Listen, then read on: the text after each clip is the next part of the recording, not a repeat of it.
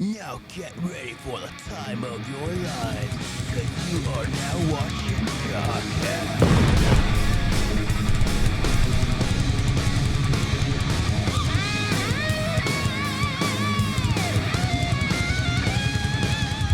Hello, everybody. Welcome to GAHCast, the show where none of the hosts have actually played the hit game Undertale by Toby Fox. I am your host, Hydewave99, and I'm joined here today with FluufAlpaca. How are you today?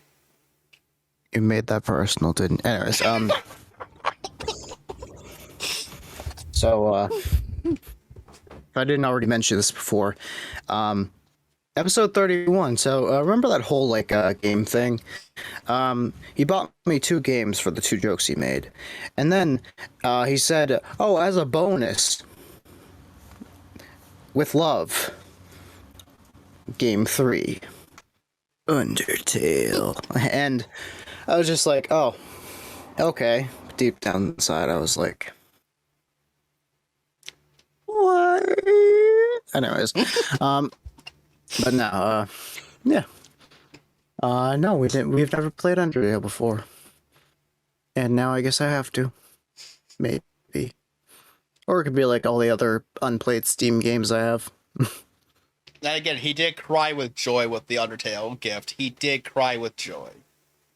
Yeah, in all seriousness, I was, even though, in a sense, it was a given. It was literally given to me because of a challenge. I was still actually really happy though, because it felt very brotherly, even though it was just fucking I don't know, $90 of video games or something. But it still felt really nice to get a gift. Oh, of course. Yes. I just, yeah, it's like I never really get gifts that I want sometimes. It's also like, I don't know, it just felt good. Felt good. But yeah, anyways, about our past week. Yeah, so what have you been up to, Alpaca? Anything cool? Okay, so I've been, I don't know, I've been okay.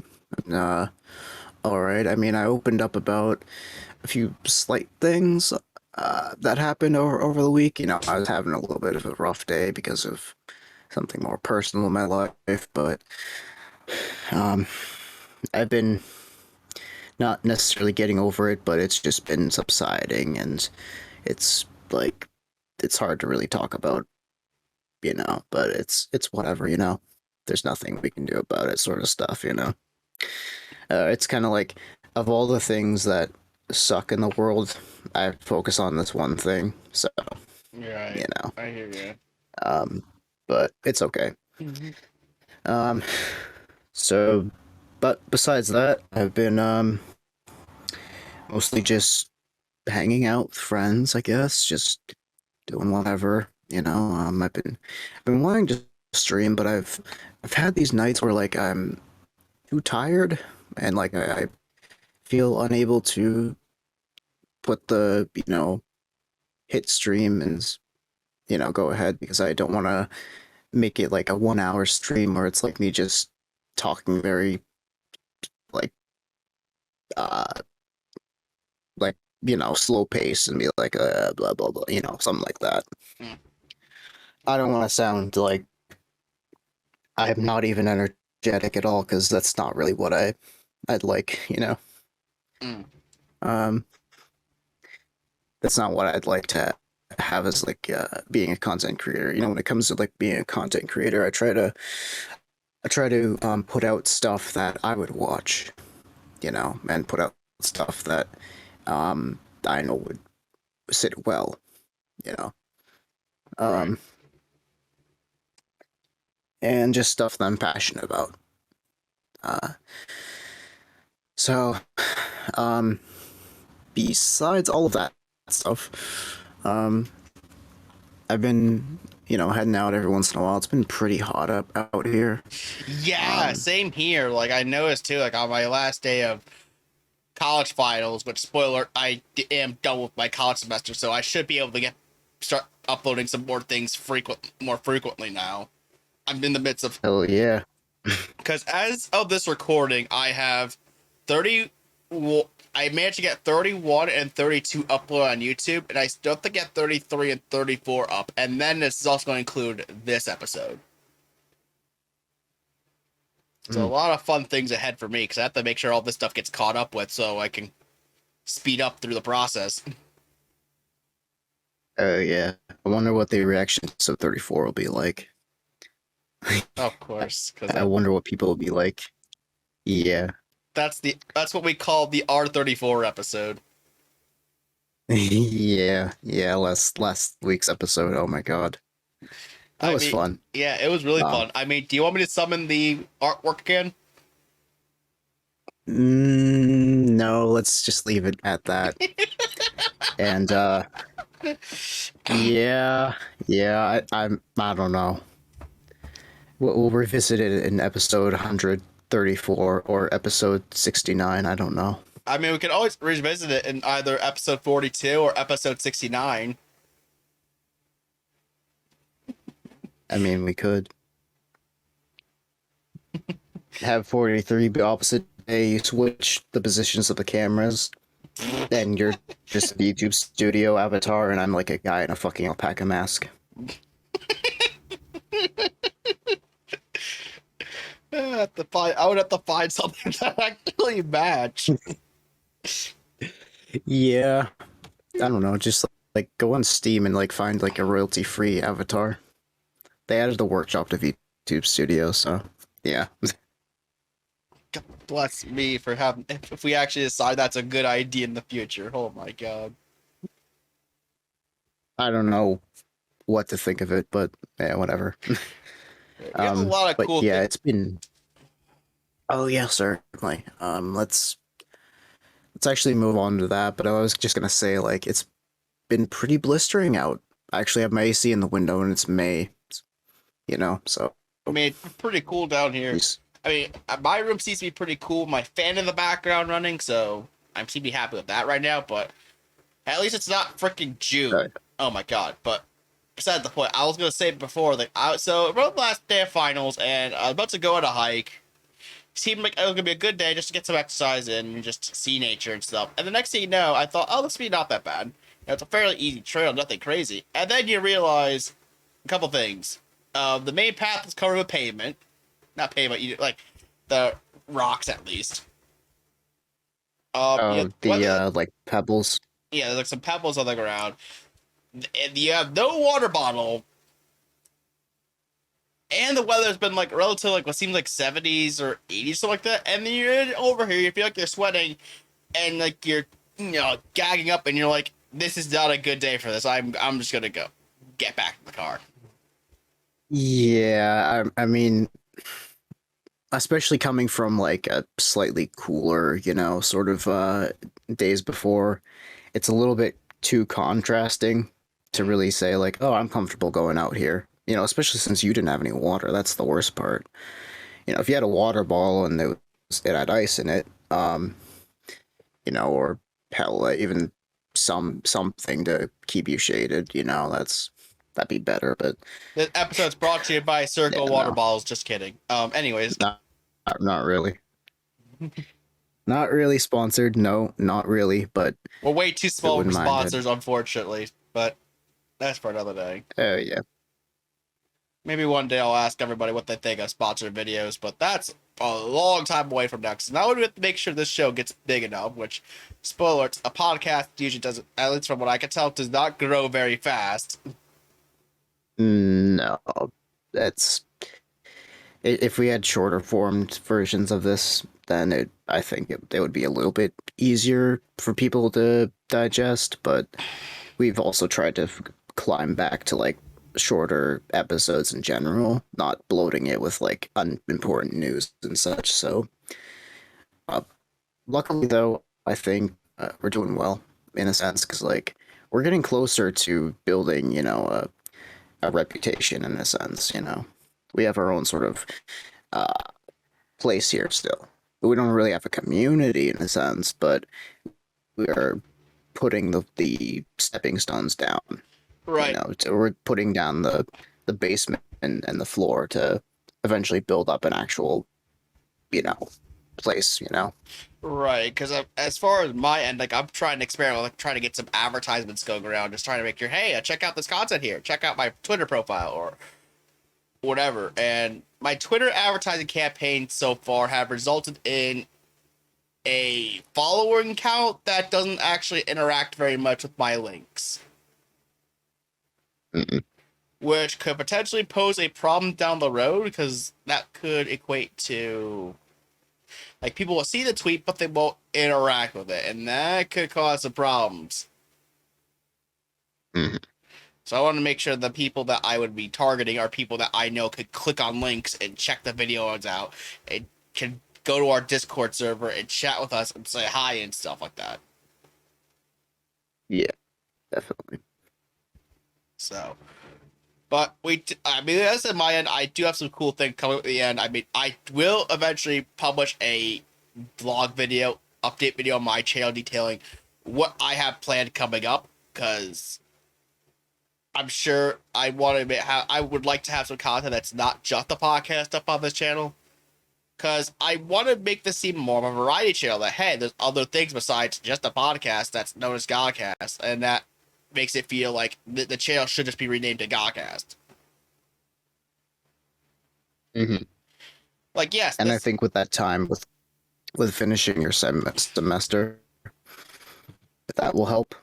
You might be able to, you know, touch up upon a small thing. You might not finish it, but I don't know, like that comic photo show thing. Maybe you could make like a demo of it.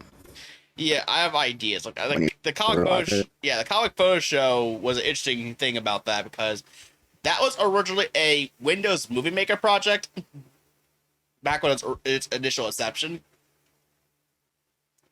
Its initial inception was all done in Windows Movie Maker. This was back when I was in middle school, so this was a thing I've experimented with for a very long time. But obviously, at the time I made that, it actually caught. I actually got into spread quite a bit, and apparently it got so aware by like middle school officials, like the principal and all that other crap, that it actually had me resulted in pulling it down.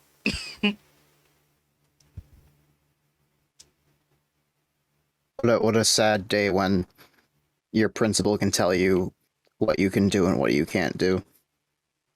No offense, I just feel like that's so, you know, that's so like totalitarian, I guess. Like, oh, you're posting this. Well, it's a bit offensive, so nah. Right. But this is why I wanted to bring it back, but make it more relevant to the modern time. Like, Oh yeah. not only can I include like, now could I make it seem like as familiar as it was to the original Inception, which it's not on YouTube by the way, so you can't find it. Yeah. But it can include GIFs in it. I can include that in it, or GIFs as it's technically known as, because that's technically a photo. GIFs and other random photos. I can do all this crazy stuff with it, and I think it'll come out to be a very interesting and dynamic thing once I get it all said and done. Oh yeah, certainly.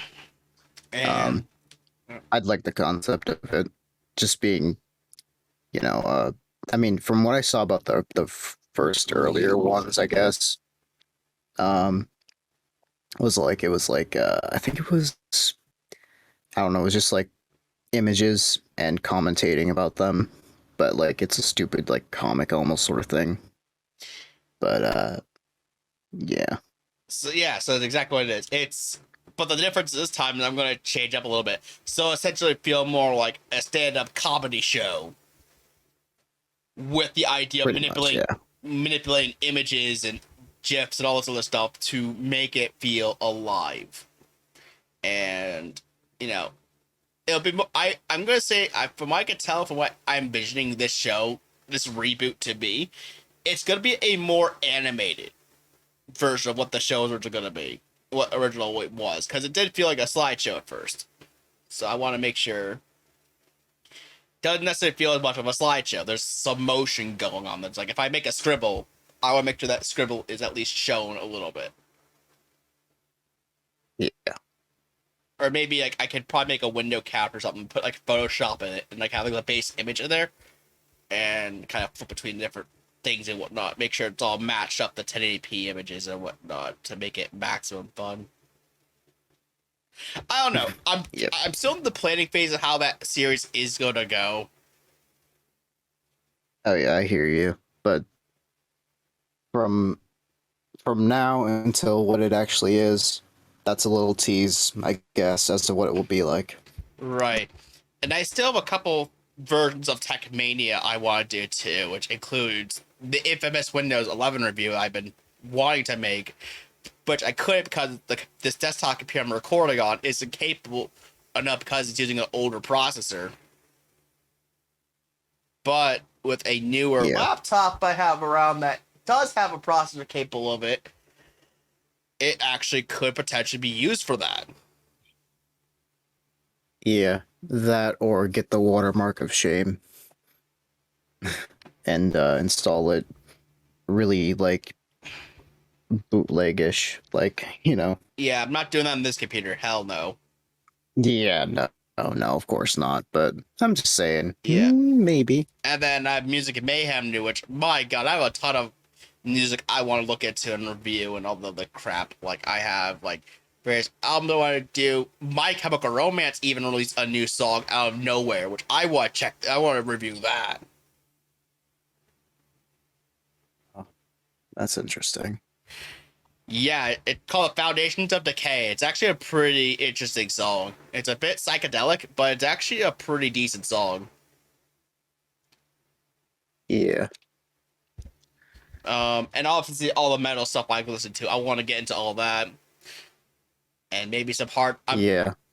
like hard rock, metal. That's what I expect to do with Music Mayhem. If some out of random blue I get J-pop, well, I know who I'm bringing on for that episode. Actually, that's Baby Metal. You're gonna get the Baby Metal crew. Fuck you. No. No. That's Yeah, I no. want you to come along for the Baby Metal review. You know, I'm not opposed to it in all truth, but I wouldn't expect it.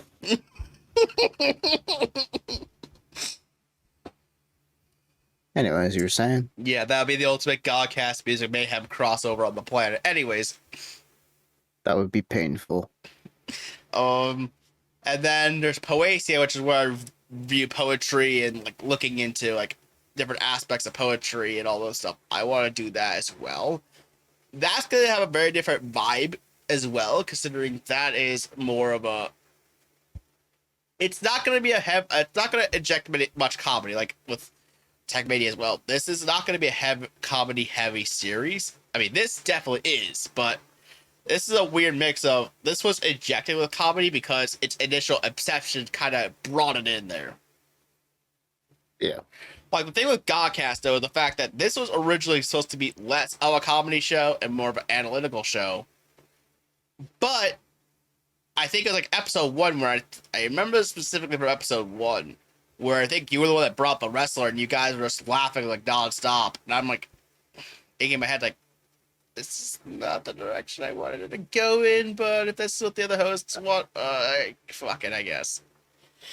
I'm sorry. Yeah, no, I remember it very vividly. I, I don't know. I mean, I'm not really sorry because it really made it. I feel it made Godcast a little bit better. I feel.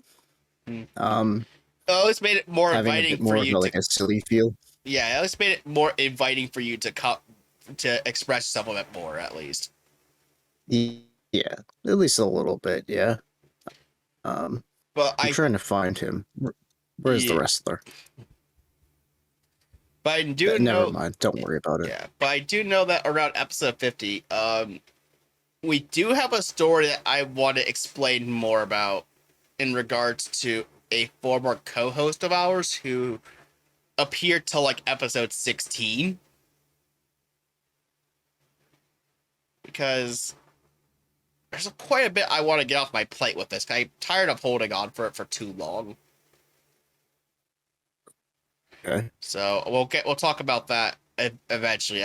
Eventually maybe in a future episode or off video or something like that. But besides all that, I mean, so many projects. Oh, an Epic Stick Adventure. The other thing I may consider try to lay the blueprints for. I don't expect it to actually, be done per se, but at least lay the blueprints out for me to get the models in place to make it work. Yeah. We won't reveal too much about that, but I mean, you could see actually, if you go back to my older, like probably the first video I made in like 10,000 years, which is a serious attempt at YouTube, which is a update video regarding the fact that I was going to announce all the projects. You could actually see a very early glimpse of like the rough idea what Epic Stick Adventure will eventually be like. Except it's not going to exactly be like that because it's not going to rely on hand-drawn animation like it used to. It's going to rely more on Adobe Animate, so I need the time to set that up. And learn how to do the motions and everything I need all these figures to do. yeah. You picked the wrong homework, fool. Sorry. Oh, no words. But yeah, that's the thing, though. Like, for those who don't know, on my YouTube channel, I actually have a couple of older animations I did for some school projects and stuff like that. And they're nothing like out. They're not like. I would just say this right out. They're really rudimentary. Like, there's no like motion blur or anything like that. It's kind of like stop motion, I guess you could say. Yeah. Where it's like you have like the character kind of more stationary, and it's just like that's not knocking out my headphones. When I saw that, I was like, "You can you do that?" It's like you say here's like you get to here, and then the next frame is like Yeah. so that's kind of what they're like. They don't have much motion in them, which is something I was trying to implement or go ahead with in this Epic Stick Adventure when I was trying to make this higher quality content. Is the fact that I wanted to make sure that the animation comes out better. I mean, unfortunately, this higher quality content came at the cost of making GAHCast not professional as I wanted it to be due to its audio issues, but that's for a whole other thing. Slender Man was here. Anyway, sorry. Yeah, that's mostly because I underestimated the capabilities of this computer. I overestimated it, actually. Yeah. But with that being... Were you going to say Alpaca? Yeah, with that being said. Oh, no. No, it's okay. Oh, so, okay. It's okay. Right. And with that being said, we have a ton of news to talk about. Well, not a ton. This has actually been a pretty light news week, but we figured we'd find a good amount of topic to talk about for this episode, including a couple of showcases, one of which announced a game that I know Alpaca would love to play. And then we also to talk about Electronic Arts because they split with a certain organization and also changed the future of Need for Speed. A couple of delays from Starfield and Redfall, and some news regarding something regarding Activision, Blizzard, and Square Enix. Because Square Enix is just comedy gold for the two of us at this point. Oh my god, yeah. No, they've... Ooh, they've done something... I don't know how to feel about them. And then we also have to deal with Elon Musk and Twitter because the story is getting very juicy for this one. Like, we just witnessed something that I think is going to forever change the course of this acquisition that's going on. Yeah. And we got a recap from Google I.O. and some new accessories from Microsoft. AMD's refreshing some desktop GPUs. We got some NFTs on Instagram. I don't think they showed how it's going to work. and even OpenSea is trying to tackle fake NFTs, and we have to deal with the death of the iPod and how scientists can now grow plants in moon soil. How fun. Like actual moon soil from the moon, right? Yeah, that stuff. And That's going to be cool to look at. mm-hmm. Says a little bit about the moon Right. and Earth. So with I that wonder being if they said, could do it on Mars soil. maybe. Anyways, go ahead. Yeah, but with that being said, let's get over the first topic, and that is the fact that Sure. 505 Games announced a spring 2022 showcase, and this is going to take place May 17th at 6 p.m. Pacific time, or for us Eastern lovers, or people who live on the East Coast, 9. It's going to be at 9 our time. So it'll click 9 a.m. As you can see, they're using military time here. Yeah. And from what we can tell from the developers, I mean, we're just trying to get this fairly quickly out of the way. They aren't necessarily a developer, so they don't have any studios under the belt. They're just a publisher. Yeah, they only really publish the games. As far as we know, they haven't really made a game specifically. They're only a publisher. Yes. And they've published numerous amounts, let me tell you. Yeah, games like they're the ones that published Death Stranding on PC. They've also published the Payday series, like Payday 2 especially. So maybe Payday 3 could be here, but that's been rumored for a while now, so who knows what's going to happen with that. They also published Control on PC, but I know that Remedy has been doing some buddying up with Epic Games recently, so I don't think anything from them will be here. But I mean, we can't really make an educated guess as to what they're gonna show off here because they, like we just discussed, they're mostly a publisher. Yeah. But they've got, definitely a lot of franchises under the belt when it comes to publishing. At least they're it says they were part of Inside and Limbo, and they Stardew Valley. There was Don't Starve sort of series. There's one called Abzu, which we haven't really talked about. What was that all? Yeah, so Abzu. Oh my god, it's like Subnautica. Not really. It may be similar, not really. So Abzu But is without dying.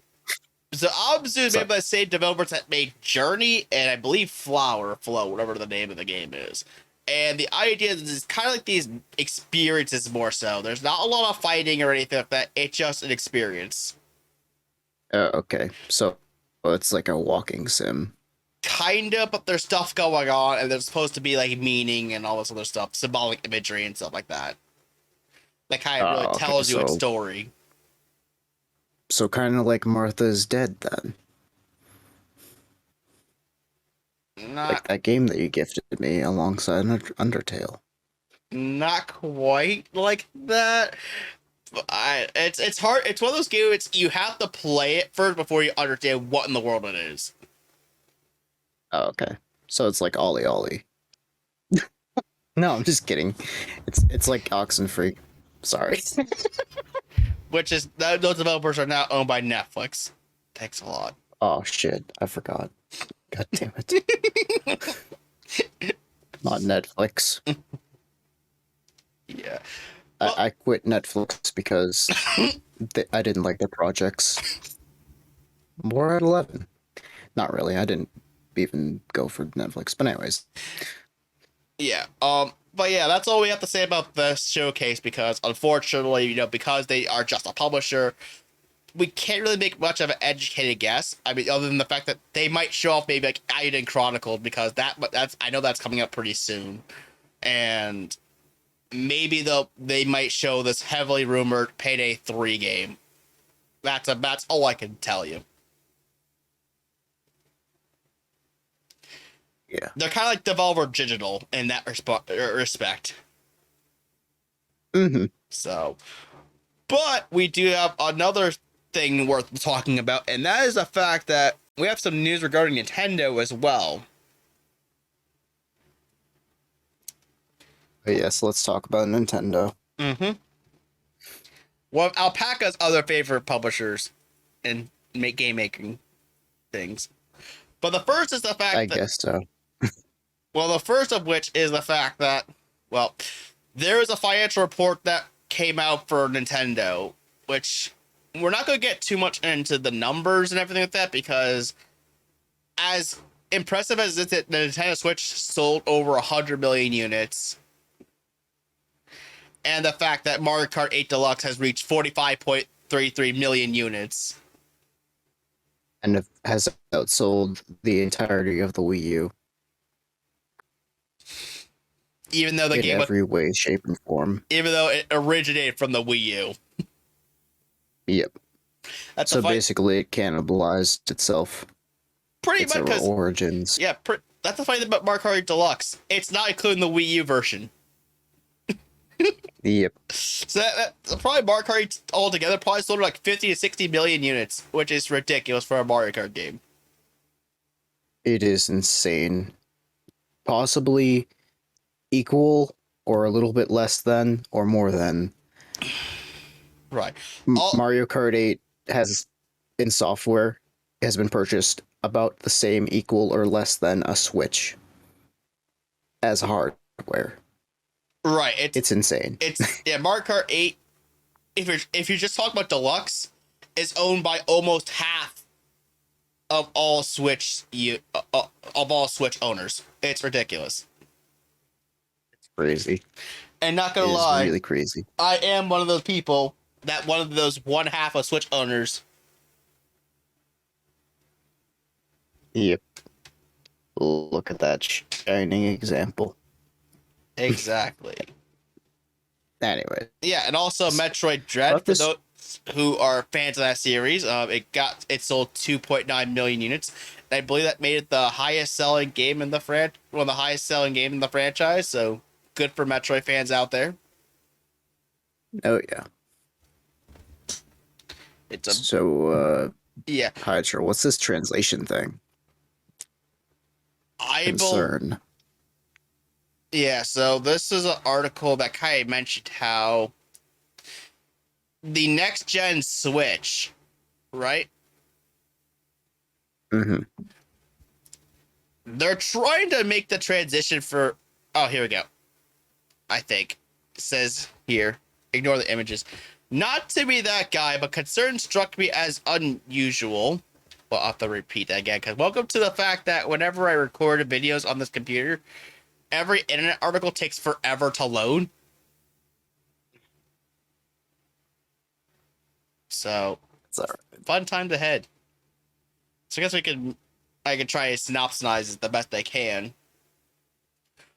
But pretty much the article is saying how it's targeting a translation of the thing that mentions that they're overly concerned. They're concerned about the transition from this system to the Switch to its next system. Mm. And the reason for that is that because as we could see, I was seeing from their history, what I could tell, N64 to GameCube. I believe the GameCube sold worse than N64. Yeah, and then the Wii was successful, and then the Wii U was like. So they really do have a good history of the next console not selling well. Exactly. Even though the SNES was good, I guess. The only exception was the SNES, the NES, the SNES. That's about it. I think that was, though, because of the bit wars back then. So I think everyone was like, oh, well, screw you, Sega owner. My Nintendo now is 16 bits. There's a fucking mosquito in my room. Die, please. Yeah, okay. Sorry. Now we got the article to mostly load, besides some images, so I feel comfortable showing it off. But pretty much it's saying how, this is from Tom James, who is a game translator and he was also lead translator for like Tales of Arise, Ghostwire, etc. But it's saying not to be that guy, but concern struck me as unusual language for an investor Q&A. So I dug up the original Japanese, and while it's not an invalid translation choice, he's simply saying a smooth transition is a big priority on their minds. And I think, yeah, the image is Arius. It finally shows up. So you can see over here, he's in the midst of translating all this stuff over here. If you hover over Alt and click on it, it says image description.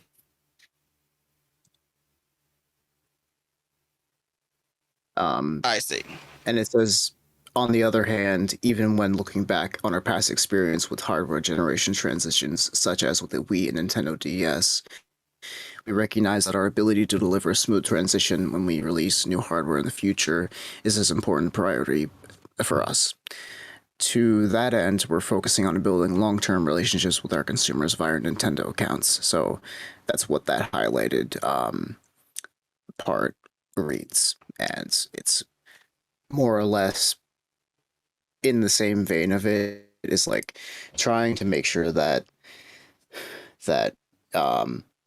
going from Switch to the next console, they're making sure that that relationship from the Switch, that account transfers over, so they'd be a bit more connected to the new system as well as their old system, as far as I can see.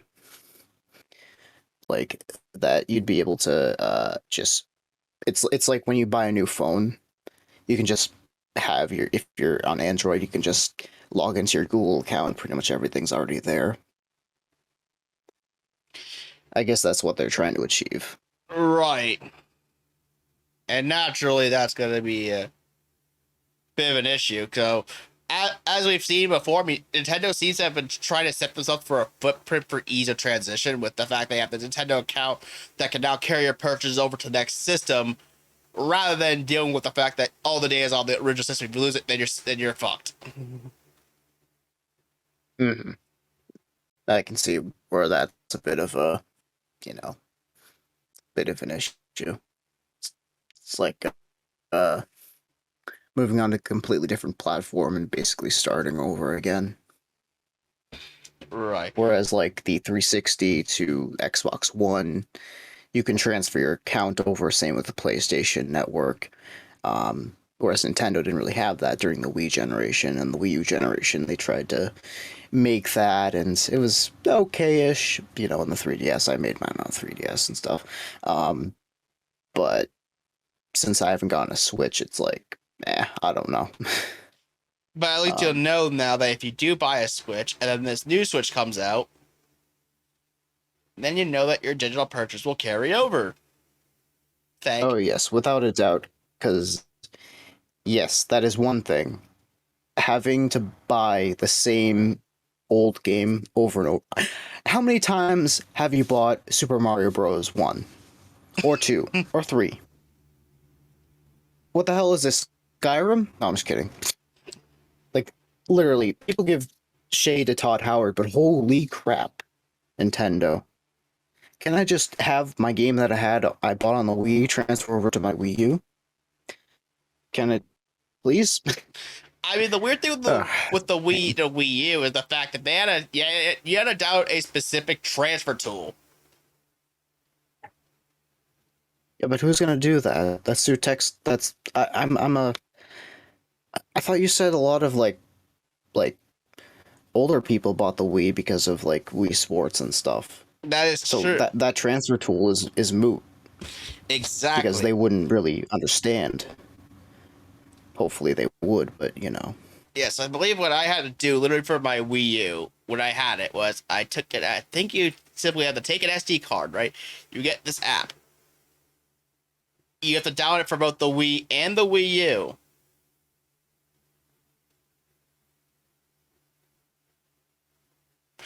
And then from that point, you transfer everything over. Yeah, I can see where that's... Yeah, I believe it also involved like internet connection too, where you have to make sure both of them are connected to the internet, and then you does it too.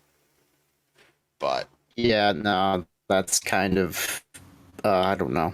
yeah. By then, So I wouldn't have. yeah, so a way to do most of that without having to rely on that sort of stuff, or just how like the Switch Online, has save data backup to the cloud already incorporated in Nintendo Switch Online, is pretty helpful. So if you get this next system, which we hope would be backwards compatible with the original Switch, Yeah, without a doubt, like how you could play DS games on a 3DS right? or Game Boy games, Game Boy Advance, It or should be Game much Boy of a Advance DS. yeah. Then that wouldn't be much of a problem.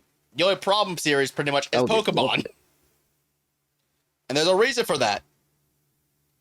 And that because Pokemon Bank. well, not only that, if you have save data on your Switch, you can't use the Nintendo Switch save backup feature for Pokemon. Because you'd be able to copy Pokemon. Welcome to Motherfucker. That is DRM hell. That is like trying to like copy an NFT and then it actually going into effect. Like the law going into effect being like, do not copy that floppy. Like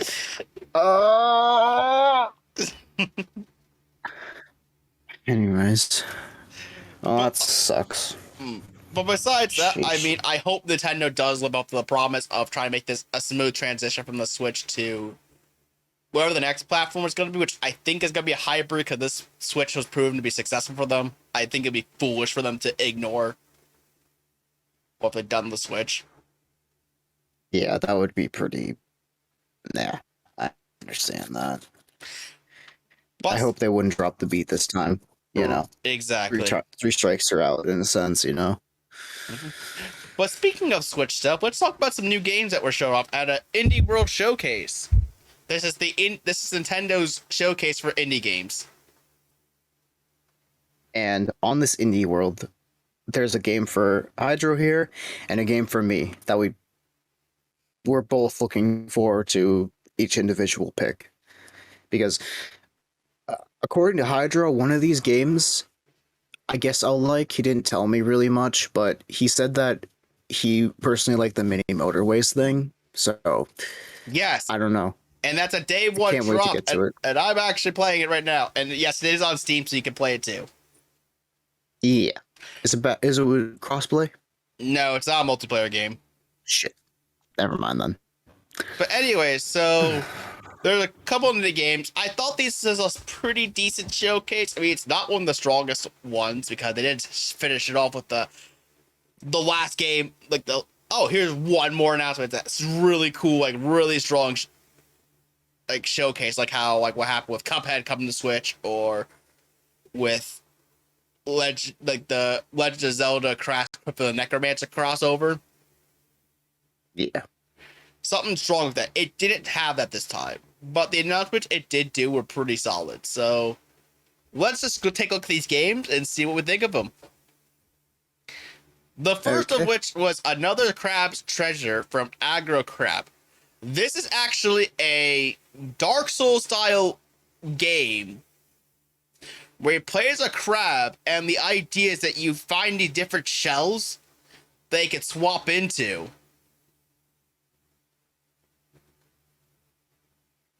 And use that to form strategies and stuff like that. That's pretty cool. Yeah, it's all crustacean themed, underwater, all that stuff. I mean, I wouldn't mind it. I wouldn't mind trying it out. The next was Gunbrella, and this one's interesting. This is actually a side-scroller game that has, apparently, you take on the role, as the description says here. I remember seeing this. That's pretty decent, too. Take on the role of a gruff woodsman on a quest for revenge armed with a mysterious gunbrella. In this noir-punk adventure game, your investigation becomes entangled with the inner workings of ghouls and gangsters, cops and cultists, and other incredibly bizarre characters in a world rapidly losing its natural resources. So it looks like it's gonna be somewhat of a Metroidvania from what I saw of it, because you do gather resources, you upgrade the weapon.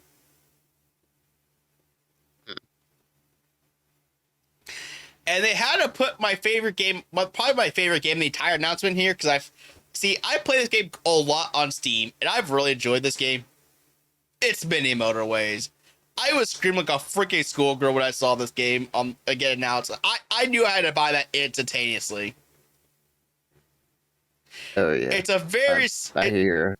It's a very simple game in which you connect the houses with the stores, and the idea you want to you're trying to make sure that when the civilian goes to the building and back, it counts as a point. So the idea you're trying to rack up as high of a score as you can, while make sure traffic doesn't get too congested and everything. It's a very interesting game. Okay, so so it's like it's kind of it's a pseudo puzzle / competing game. it's kind of like the BioShock puzzles where it's like the glowing liquid is flowing and you have to switch them as fast as possible, right? Kinda, but not really, cause it's more like you have to make sure the commuters get to the store and back. Yeah, Oh, okay. So it's like okay. It's like that I don't know. It's like Right. I'm trying to think of the concept for it, but I get what you're saying. Yeah. And after that, there's a game called Ooblets. This is actually the game they opened the show with. And pretty much what it is that it's kind of like a Stardew Valley of sorts, but instead you're also raising these creatures that kind of walk around with you. Okay, and this there's might like be the game. Is this the game you're talking about? No, that game's coming up later. Oh, okay. Anyways, but this is actually a pretty chill game. You might like this one. I don't know. From what I saw of it. Yeah, it seems interesting. And then you have Electhead. This is a 2D puzzle platformer where you have your character has like an electric head. And the idea is that you kind of have your presence kind of makes the platforms glow in some way, and you use electricity and stuff to solve puzzles. Okay. And then the game after this is Soundfall, and this is kind of like a 3D take. I thought it's really like a 3D version of Crypt of the Necrodancer, which is like a rhythm-based. Yeah, this is actually a rhythm-based. Apparently, claim it's a rhythm-based dungeon crawler combines looter shooter action with music gameplay. All right then. So it's literally a rhythm. It's a rhythm game mixed with a shooting game, but it's like a top-down shooter. So that's why I thought of Crypt of the Necrodancer. Yeah. And then there's Wild Frost that's coming over, and that's kind of like another one of the card game RPG ones. Mm-hmm. And there's We're OFK, which is like that's a visual novel I believe we both saw got announced at the Game Awards. Batora Lost Haven. This is apparently a story-driven interplanetary action RPG that combines the features of a hack and slash game and a twin-stick shooter. So apparently you play as Avril, which is a 16-year-old girl who has been getting extraordinary powers. And yeah, I did remember seeing this one. Mm-hmm. Yeah, I'm getting flashbacks of this one now. This one seemed pretty interesting too. It's a heavy narrative-driven game that has choice effect. You might like this one. Okay. So that one it's a narrative-driven game. You might like that one. Yeah, I do like it. Sounds nice. If it's on Steam, you could probably find it and see what you think of it. But Okay. and they have another game called Silt. This is a game which you dive into a harrowing ocean mist and unravel along forgotten mysteries in this puzzle adventure game. So another puzzle adventure game. Nothing crazy there. Totally Accurate Battle Mhm. Simulator is coming to the Switch as well. No news on Battlegrounds. That's the other one that came out from this series. Yeah, the Battlegrounds it's kind of like a parody of the Battle Royale series, sort of shooter sort of genre. Mm. Well, this one is more like literally just a battle simulator, but with I don't know, like polygonal people of Yeah, certain colors. yeah. You just plot out these battles and you watch them duke it out. Yeah, pretty much. We also have Wayward Strand, and this one, from I remember.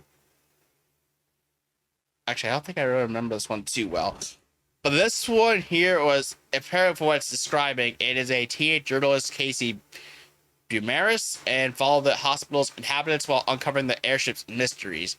And it looks like a detective sort of game.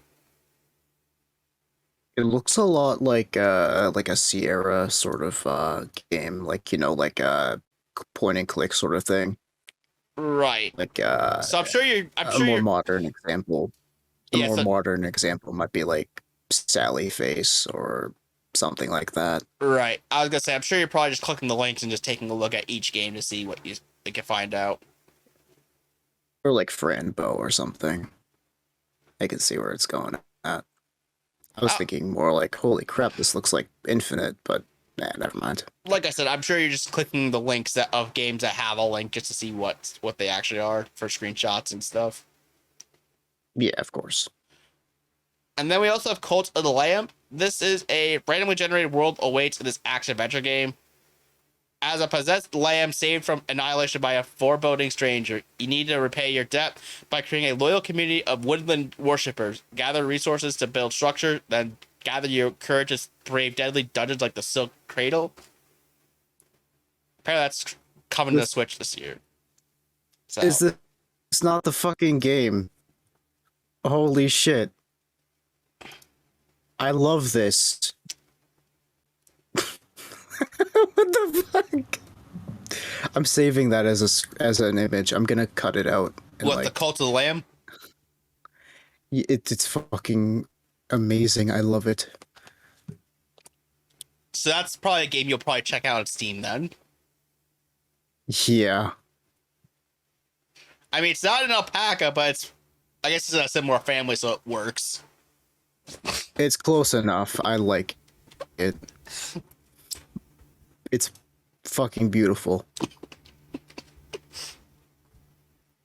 And then we have Opus Echo, a Star Song. This is from Full Bloom Edition and Sigono. And apparently you seek out elusive asteroids, engage like colorful cast characters, and unravel the mystery of star songs in this narrative puzzle game. And so it's just a narrative puzzle game. And then we have Gibbons Beyond the Trees of Broken Rules. And this is a dynamic movement system to swing, slide, and somersault through a hand-painted jungle.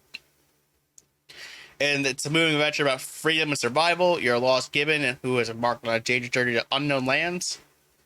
So that's pretty neat. And then it showed up a sizzle reel of a couple games, including Card Shark, a guidebook to Babel. Wow, that's like weird. One Shot World Machine Edition, Curse to Golf, and Alpaca's favorite game of the entire presentation, Idle Manager. What? Idle Manager? What is it, Cookie Clicker? As like a fucking manager? No. Oh no, Idol. Like idol. Yes. Okay, like an idol, like a pop idol. Like a J-pop idol, exactly. Oh, you fucking son of a bitch.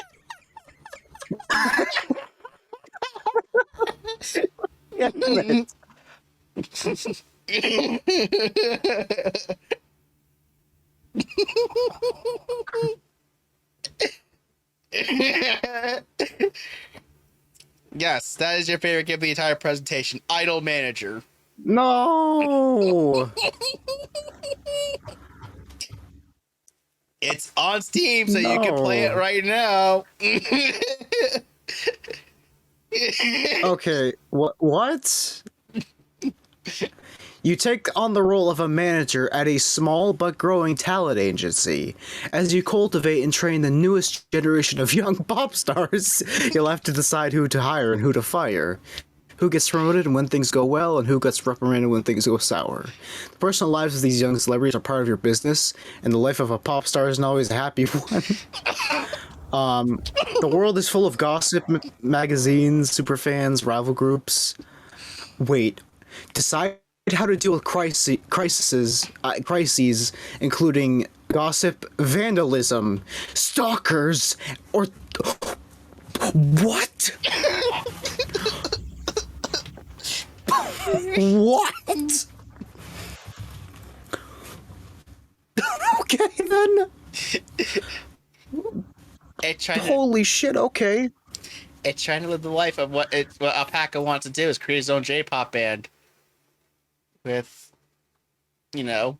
You, I'm terrified because what the fuck? We could maybe have. Imagine this actually. This is the singer, and this is another Shut one. The fuck up! What the fuck? We got the quartet right there. We got James Hetfield in there too, and then we got all the Baby Metal girls.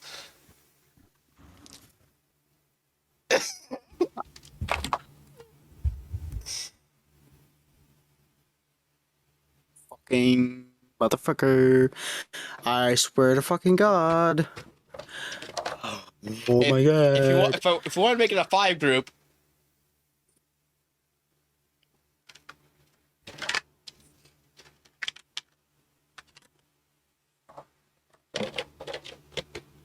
No, we don't need to add Hatsune Miku. So apparently you can, like, in this game, you make sure that there aren't any, like, rabid fans that are, like, gonna... Oh, it's like Fallout Shelter, but, like, not really, also. Oh, okay. I see. Well, fuck's sake. Alright, then. Well, I mean, this is okay, I guess, but... I'd feel bad just watching one of these, like, idols, like, one of them being attacked by a fan and knowing that they got murdered or something in an alleyway or something. I don't know. I'm terrified now because this is, like, very dark. Yes, and then so I mean this, like I said, it didn't have that one strong game at the very end, but at least it had a couple, games. I mean, such as Mini Motorways and totally accurate battle simulator for myself, and then for you, Cult of the Lamb and Idol Manager. Shut it. Just leave it at Cult of the Lamb because that is ironically funny. You're just a son of a bitch who was waiting for that moment for me to realize that's your favorite game.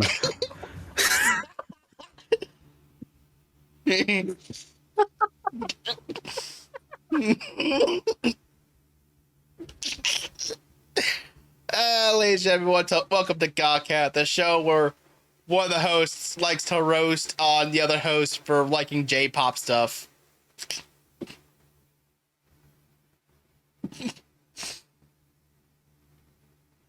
Is it too late to back out?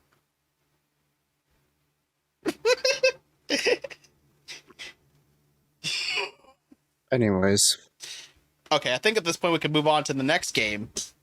Well, not the next game. Yeah, FIFA and EA Sports to end video game partnership. Correct. Woo! Hey, this is what happens when you, I remember there was, like, Madden 2021, or 2020, I think. One of the newer Madden games from EA had Madden NFL 19 on the banner on the stadium. Like, they didn't change the number, the logo in game by accident in, like, the actual in-game arena. So this is good in a sense, because this is them realizing, oh shit, we can't just half-ass the game anymore. Because now continue on, Hydro. Yeah, once the article, so we'll get into it even more. But pretty much what happened here is that for a few, I'm going to try to sum it up before we get to the actual articles. So pretty much, for those of you who followed the show, the two of us have talked about how for a while now there was speculation that FIFA and EA would actually go their separate ways. Because apparently in the eyes of EA, FIFA is starting to get a little too greedy with the license. Mm-hmm. And negotiations, and so they have to go their separate ways. And as we can now see from this FIFA article, this article here from ESPN themselves, Electronic Arts will stop making its hugely successful FIFA video game in its current name, marking a split in one of soccer's most successful and lucrative partnerships after the sides failed to strike a new licensing deal. Instead, the California company said Tuesday that EA Sports FC, which I do not agree with that name. That sounds like a terrible name. Just call it. Just call it EA Sports Soccer. Yeah, or EA Sports Football Championships or something. Just spell out FC, please. I don't know. I think you just figured out what that stupid FC thing means, because my God, I was like, what's FC mean? But just you mentioned football champion, like, really? Well, yeah, like it's like I don't know. It's whatever. I hope that's the actual subtitle and it's not just like, what does FC stand for? Oh, it just means like I don't know, foot carrot. I don't know. Anyway, so you can see here, I found a baby carrot. I found a baby carrot that was shaped like an elf foot. Anyways, go ahead. As I was saying, it said the California company said Tuesday that EA Sports FC, again, terrible name, will be introduced from 2023 after it creates the final game in partnership with FIFA later this year. So FIFA 22 will be the last game of the FIFA name. And afterwards, watch the constant waves of consumer confusion happen.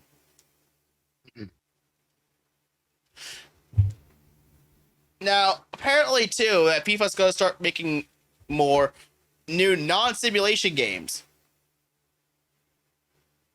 And they say they'll launch ahead of the 2022 World Cup that kicks off Qatar in November. And they're going to start creating a new game model inside the recent launch of its streaming service, FIFA Plus. And yeah, so this is a whole mess in its own right. Because they keep mentioning how, like, I mean, if you look at the end of the article, you can see EA CEO Andrew Wilson say, "We're thankful for our many years of great partnership with FIFA. The future of global football is very bright, and fandom around the world has never been stronger. Even more and he's mentioned how Wilson promised even more innovative and authentic experiences to the growing football audience. And they're going to try and make new interactive experiences to fans across the globe." But I remember like hearing something about what the FIFA organization has said about, you know, this whole license split and how they were a bit more boisterous and arrogant, while the EA response has been more civil. Mm-hmm. So say that for what you will. And also, and goodness for EA though is that they're still getting a bunch of major talent for these games. And they're getting partnerships from Premier League, Bundesliga, La Liga, and UEFA for team licenses. And various social media accounts, I mean, I wish I could show you these, but unfortunately they're kind of blocked off because one of likes to not stink. But they seem to be getting many of the same teams on board, which is a good sign for EA and their future in their own soccer series. Yeah, certainly. And before we get to our thoughts on the whole situation, our last thing I want to talk about too is the fact that EA is expanding Criterion to handle the Need for Speed games, and they're doing this by taking one of the studios from Codemasters and bring them into Criterion. Okay. So you can see here from GameIndustry.biz, Electronic Arts has integrated the development team at Codemasters Cheshire into Criterion game, doubling the footprint of the Need for Speed studio.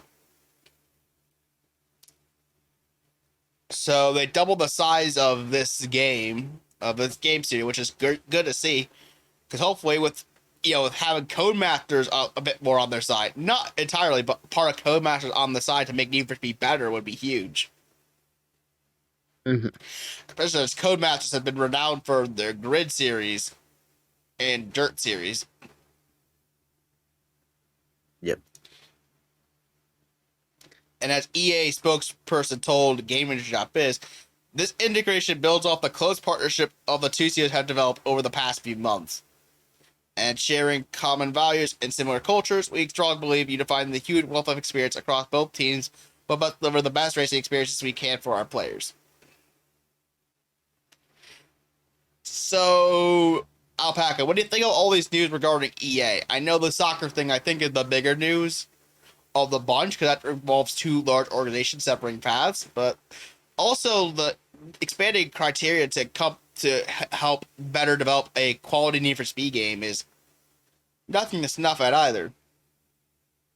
Oh yeah, certainly not. Well, when it comes to the FIFA and EA Sports, splitting paths, for me, I think it's an eye opener. I said at the beginning in a very like harsh way, but I think it's an eye opener for EA that they need to find a way to appease their audience a bit more than just rehashing the same thing over and over again, when it comes to their sports games.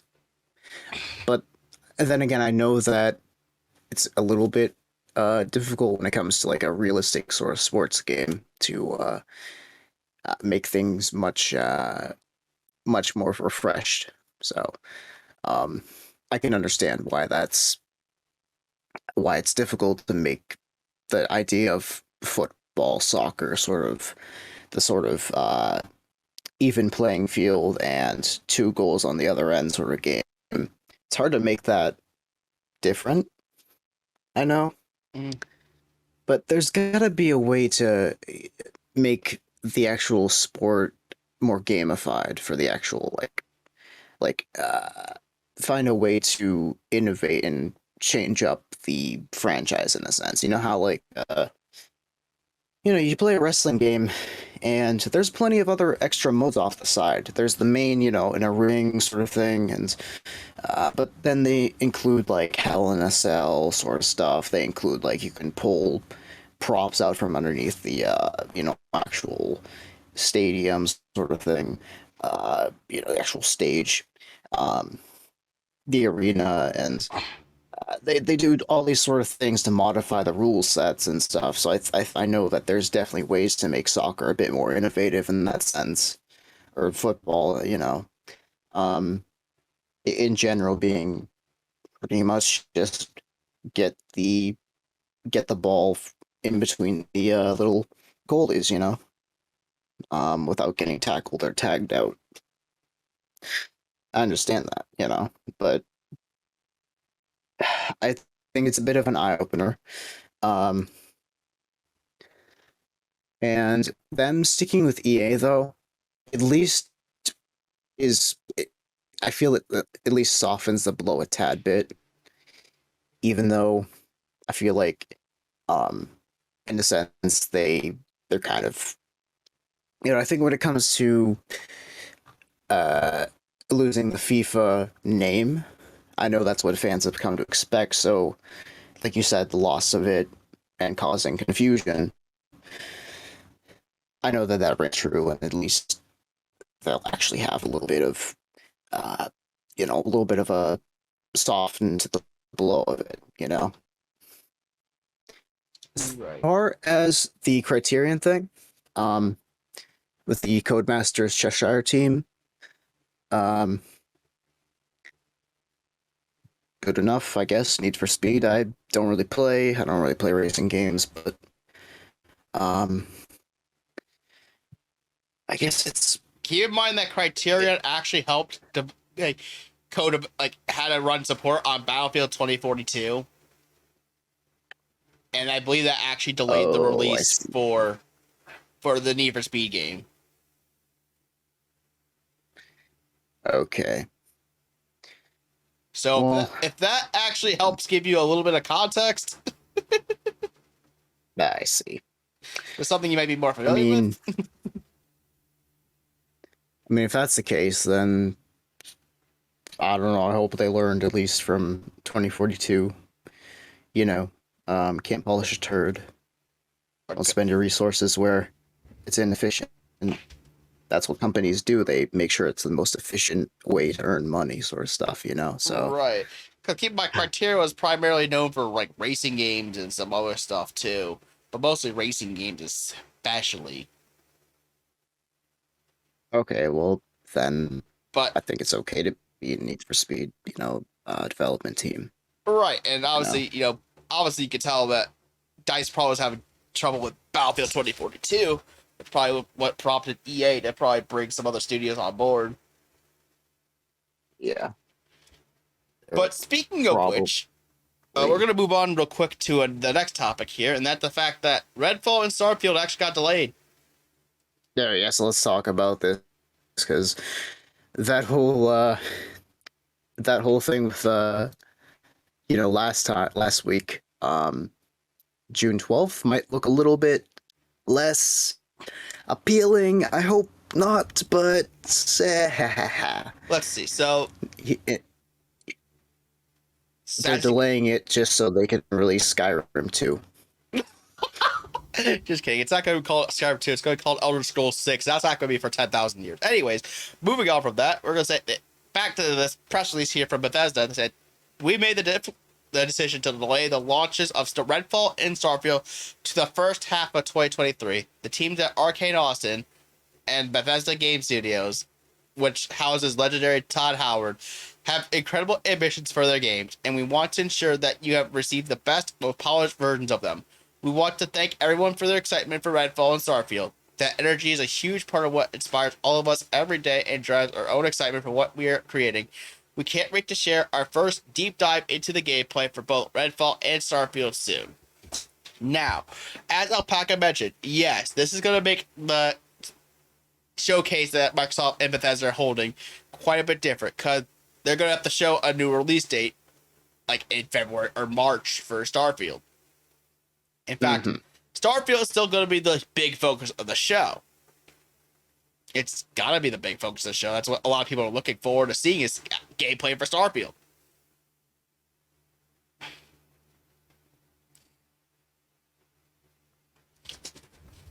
Yeah, certainly. I want to see gameplay for Starfield. You want to see gameplay for Starfield. My copy of Fallout 76 wants to see gameplay of Starfield. Yeah, wants to see just how much of a punch in the nuts it is compared to its own self. Right. And, I don't really care too much about Redfall. I haven't been really too hyped about it, but, I mean, Starfield is going to be, quote-unquote, Skyrim in space, so, with Fallout elements, I guess, so... I mean, think about it this way. What if it means that we get zero-gravity bugs in space? That's actually a feature.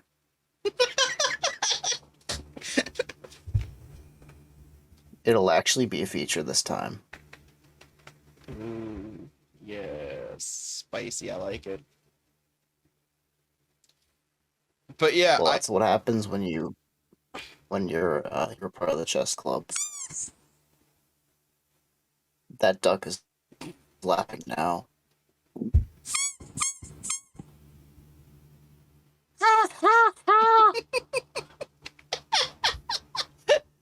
the famous "No, fuck yourself." No, I'm just kidding.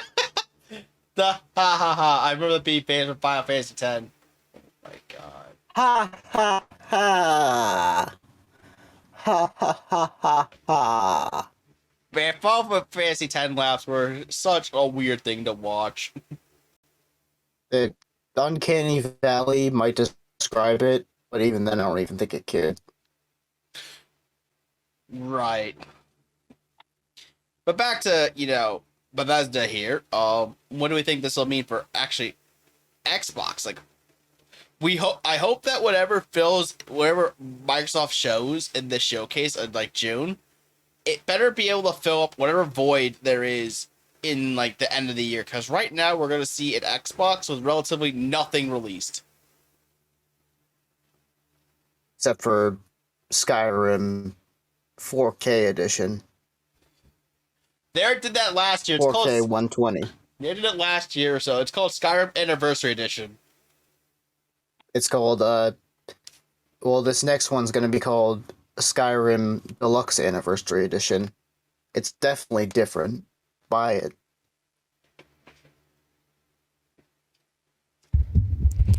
They already released a Series X version and PS5 version of Skyrim. They're probably going to do a Fallout 4 Anniversary Edition next. Well, in that case, then, they're releasing a 8K version this time for the PS6 and Xbox 720. That might be likely, actually. Then by then they'll probably For game consoles? Sorry. Then again, by then they'll probably just make whatever the next Elder Scrolls game is going to be. They're going to make that one. They're going to start rehashing that one. Mm-hmm. And next thing you know, Microsoft's going to buy CD Projekt Red and then rehash Cyberpunk 2076 for every console, therefore. And we're actually gonna get DLC for it. Oh wait, that's Red Dead, sorry. Just kidding. Actually, there is a DLC roadmap for Cyberpunk, but we don't really talk about that. I hope they have the Wake the Fuck Up Samurai thing. I hope that's in one of the DLCs, because that was not in the game. I know it. Well, anyways, we have to talk about, besides Bethesda and roasting on Skyrim, we have to talk about Activision Blizzard and their new diversity tool that got revealed. Well, not for other developers, but you know what I mean. And this article comes to us from GameSpot, and I remember seeing this. Actually, I remember showing you this too, and we were both over here like forcing something like this. And apparently, even GameSpot mentions it's not a great look for the company.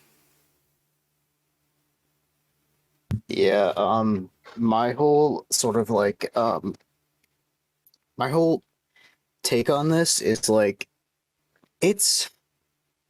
I don't know, it just seems like they're trying to cover up tracks. And also, I don't know. It just, I'm gonna be honest, like, I don't mean this in any bad way, but you know what this reminds me of? This reminds me of that one, like, I forgot what it was. I think it was like a Family Guy skit or a South Park skit. They were at an airport, and this was during, controversial times, and they had like this little sort of like skin color sort of are you this light enough sort of racist sort of jokingly thing. It just reminds me of that. Like it literally just is like, that's kind of like, it feels like the parody is becoming reality. You know how like South Park always predicts the future, and Family Guy sort of, or Simpsons? You know how the Adult Swim sort of like cartoons, they always fucking predict the future? Like, this is literally what it feels like. And I mean nothing rude about what I just said. It feels like they're trying to like be inclusive for the sake of covering up their own tracks, not because they actually care about being diverse and seeming more politically correct and kind to people of other origins, Right. So let's. It just feels like fraud. I don't know. Right. Let's take a quick look at this article here from GameSpot. And as you can see here, it says the gaming industry has a long problem with diversity. There have been initiatives by different teams over the years to rectify the issue. But not all efforts, while well-intentioned, are good. In a blog post with Activision Blizzard, which, if you want to take a look at the blog post, you can. It's in the article here, but we're just going to read off this article here. Activision Blizzard detailed a decision to use a character diversity tool. Where is it? A character diversity tool that quantifies ethnicity, beauty, cognitive ability, and other things to indicate you're different is one such measure that feels particularly bizarre, if not offensive. Once this stupid thing clears out, then I could actually proceed with the rest of the thing. Here we go. Developed by King and MIT Game Lab, this diverse tool was meant to create and monitor guidelines for character conception and creation. King Globalization product manager Jacqueline Comates further explained the tool's mission, saying, the diversity space tool is a measurement device to help identify how diverse a set of character traits are, and in turn how diverse that character and cast are when compared to the norm. And you can see the image of this down here. Like, take a look at this. This is for Overwatch. Different Overwatch characters. Take a look at this. Okay. So you can see here, literally, it has like different, like, yellow thing in the middle, right? It indicates a neutral point. And it just various levels of cultural differences. Like, how different is this compared to the norm? But, like, obviously, it seems like the higher the stat is, the more different it is.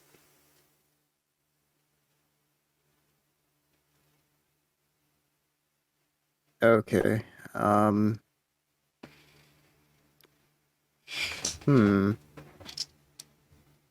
don't know.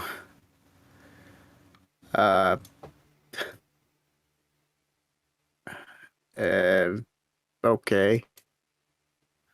And apparently, the Call of Duty Vanguard Overwatch 2 dev teams beta tested the tool and thought it was helpful. The reception was immediate and enthusiastic, and Activision Blizzard plans to launch the tool internally during the summer and Q3. And apparently, people over our Twitter have been less than enthusiastic about Activision Blizzard's diversity tool.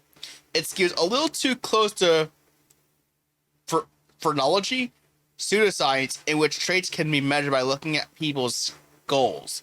There's also questions like, how is the norm baseline even decided on? Obviously, Activision Blizzard's intentions are good, but as we kind of mentioned, this is a poor execution.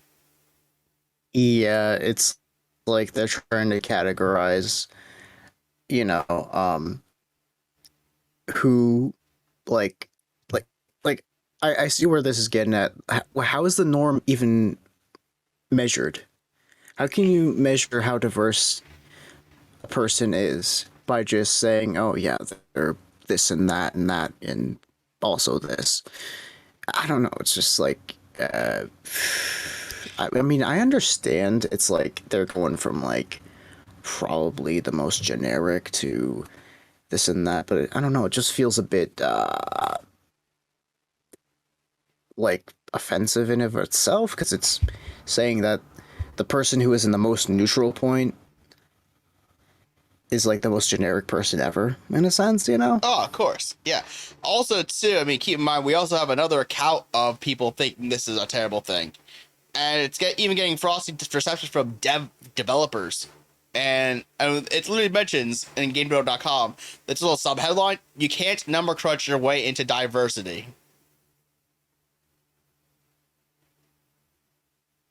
Yeah. I hear that.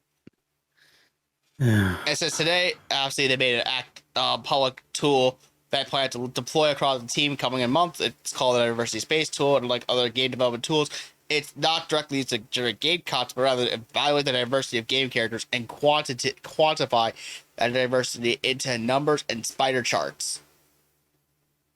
It was apparently created by the team at Candy Crush developer King. I mentioned before the other article, it was in collaboration with another MIT thing. And it was tied to that game, the Call of Duty Vanguard featured an international cast of diverse characters fighting no people in World War II. Yeah. About that. Yeah. It's also been tested by Overwatch 2 team who expressed optimistic first impressions. And yeah, if you scroll down again, I believe, yeah, it shows it's the same chart again with the chart here.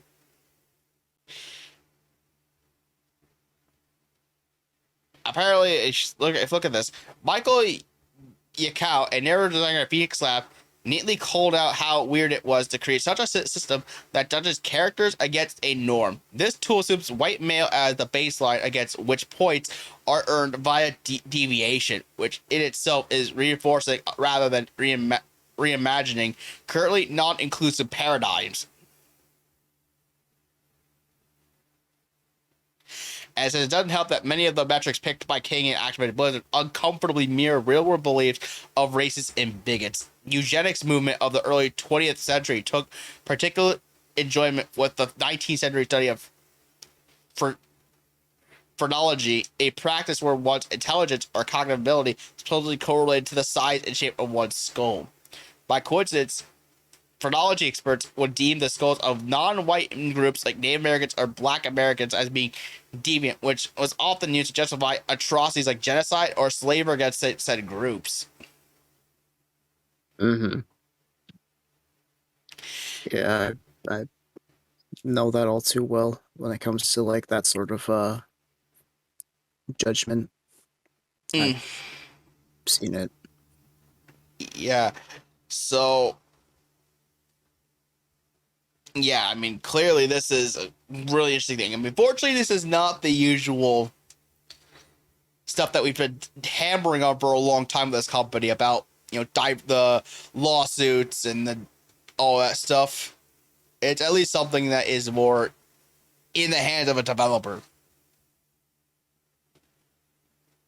Yeah, I mean, I get where what this is being used for, and I feel like it's intention as well, and that I understand why it's being used, but I feel like there's a bit of questionableness about it, like saying that, like it literally says that, the able-bodied, straight white, cisgender man is sort of like the norm in a sense, and that as more of these points go outwards, that changes them, that character in a sense, and it's like, I mean, Like, I feel like that's calling a straight white cisgender man the default, and I feel like there's no such thing as really a default race, right. or a default sort of sex, gender, ableness, I guess. Like, I mean, yes, the defaultness, is being able, but that's a bit different. Like but even then, it's not really your choice, to be born able. And I feel like it's a little bit, I don't know, I just feel like it's a little like, I understand what the tool is being used for, and it's trying to like diversify what is the usual sort of character in a sense, according to norms and stuff, but it's not. I feel like it's a little bit iffy when it comes to its, what it looks like to some people. I understand that it's, yeah, like I said, it's being used to diversify these characters, but if you're starting as a baseline being, the usual sort of Right. default or whatever, I get that. I get that entirely. That. I just think, yeah, it's like, it's just saying that, it just makes it seem like, as this article mentioned, it's just like, what if someone wanted to make that be that default white male character? It feels like with this tool, it doesn't promote that idea, and that developers should be able to make characters however way they need to make the game characters be.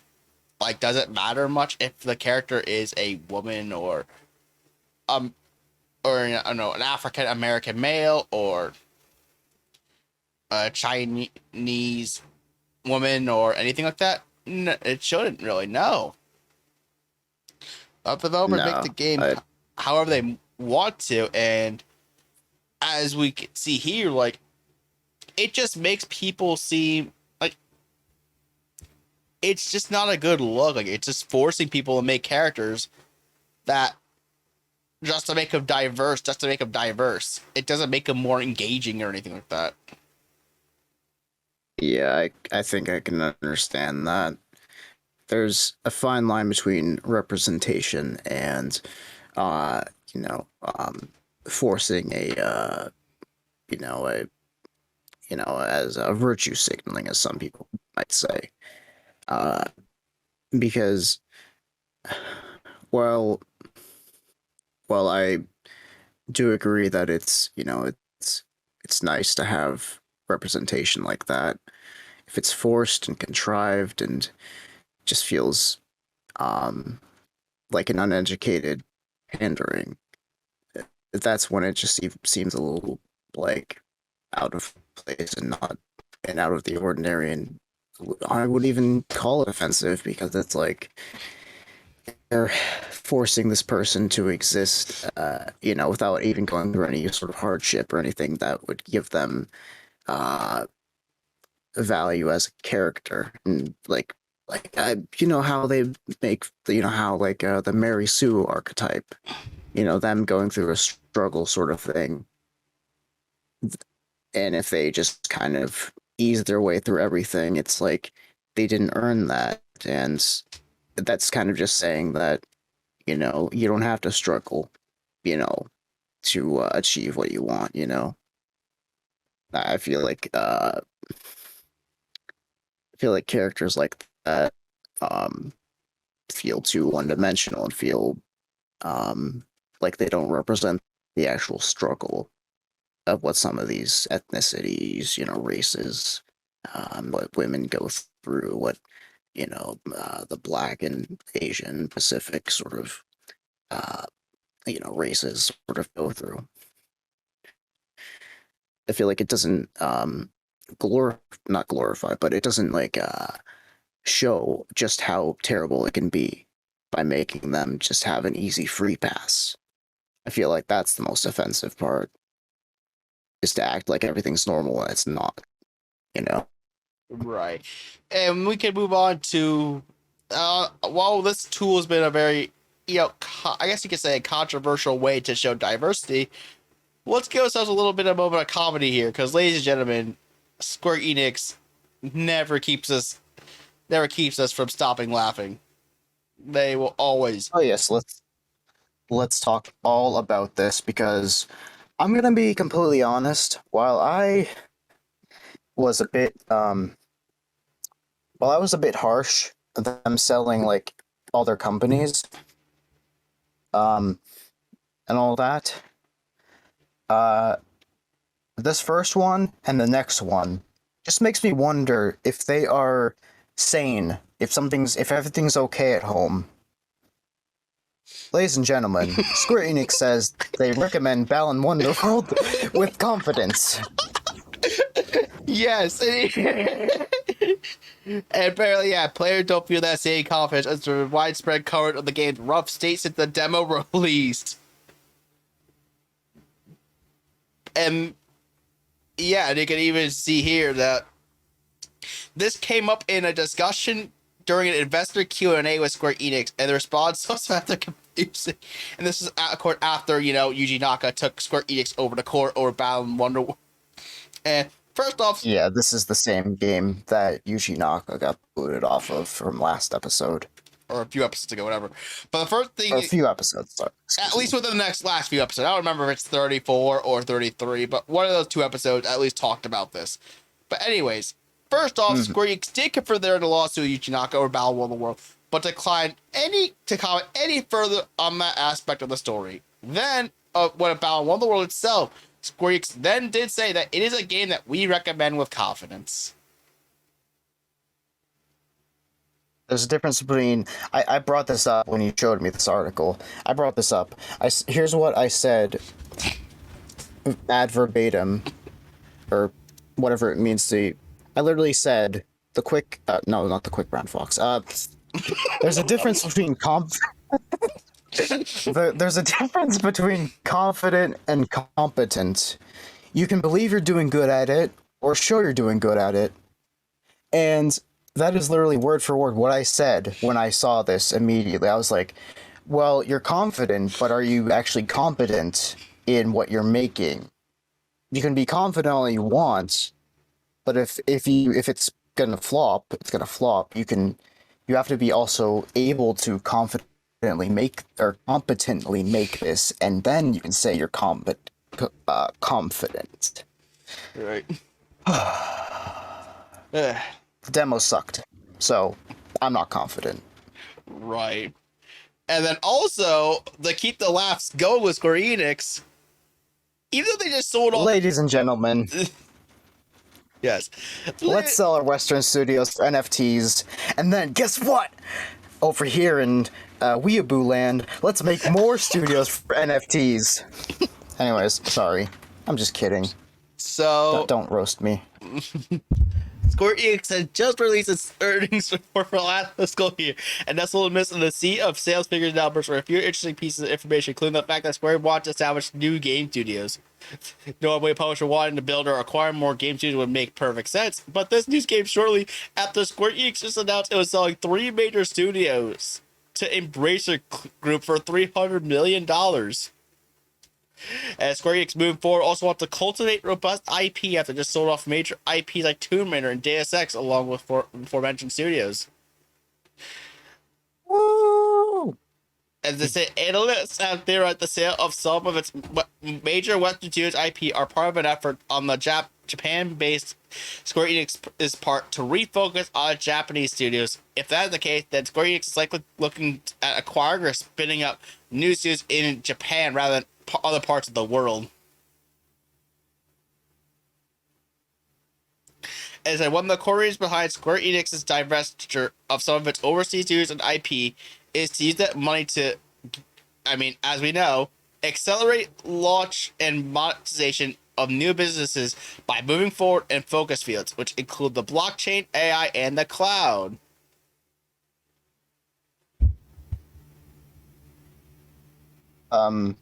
Where's that L? Remember to use your right hand so they're seeing the L, not you.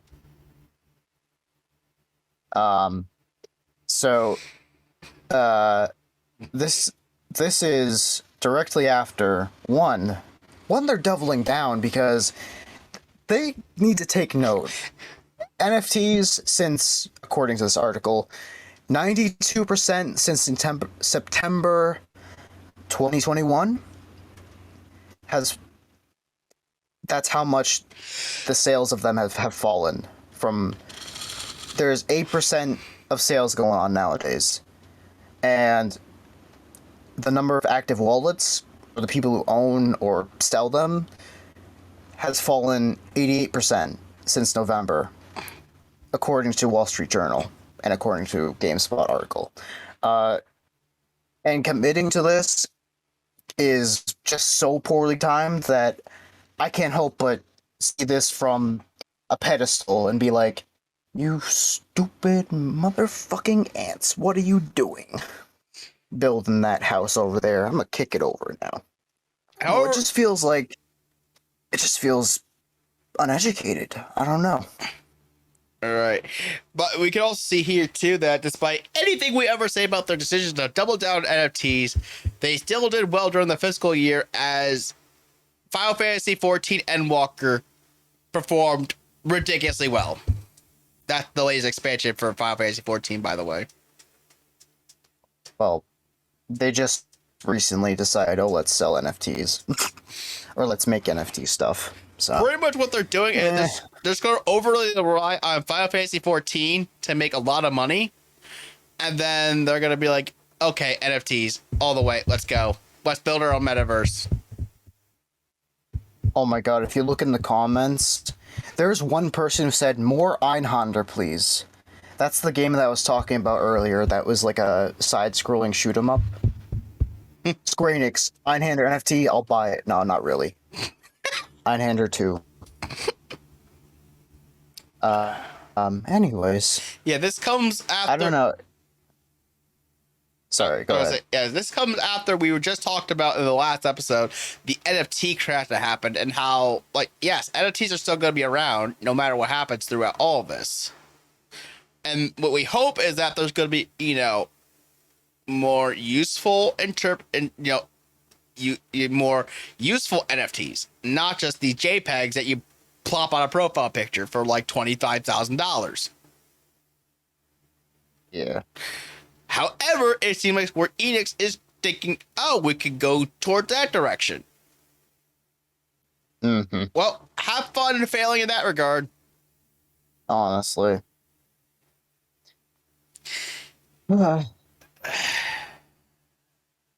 So we have 2 words to say regarding these last few topics in gaming. 1, fuck Bobby Kotick. 2, fuck Square Enix's NFT initiatives. Honestly, like, it's just like this. I wish them the highest luck, but it's not gonna work, and I really feel like it's not gonna work. Right. Like, I'm confident. I am confident that they are not competent enough. Right. Like, I know Bobby Kotick's technically Activision Blizzard, but still, I had to mention this in the last thing, considering that Activision Blizzard and Square Enix are both the last few segments of the gaming topic, because we can actually move on to our tech topics. And this continues on yes, with the never-ending saga of Elon Musk and Twitter. Woo! Thank God, that's a never-ending saga nowadays. Yeah, in addition to Activision Blizzard. Yeah, and exclusion, hopefully, nowadays. Anyways. Yeah, I mean, hey, Elon Musk, if you still want to send us Teslas, we're still open. Just kidding. Oh, yeah, we are certainly open. Woo! Yeah. Because I know realistically, Elon Musk will never send us a Tesla, but... Yeah, realistically, but... only in our dreams. So. Only in our dreams will we ever see the day when we'll get sent the boring companies' flamethrowers and Teslas. Or somebody retweets a snippet of this audio to Elon, and they're like, Elon, hey, we found your #1 fans. And he's like, what the fuck? What is this weeaboo looking ass dude and this, I don't know, neck beard or whatever? And then he just was like, oh, okay. Oh, they like me. Oh, they like me. Let me throw money at them now so they can shut up. Anyways. Yeah. Anyways. Thanks, Elon. So this first article comes to us from Engadget, and they mention how the U.S. Securities and Exchange Commission is investigating Elon Musk's belated disclosure of his purchase of more than 5% of Twitter's shares. The Wall Street Journal reports the lag allowed him to purchase more stock without alerting other shareholders, something that may have saved him a significant amount of money. Musk is also facing a lawsuit from Twitter shareholders and a separate FTC probe over the same matter.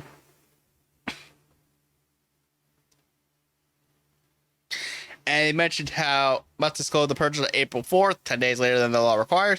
According to the Wall Street Journal experts, he likely saved over $143 million by not reporting the trade, and the share price may have been higher had the market know about his stake. He eventually acquired 9.2% of Twitter, which made him the company's largest shareholder.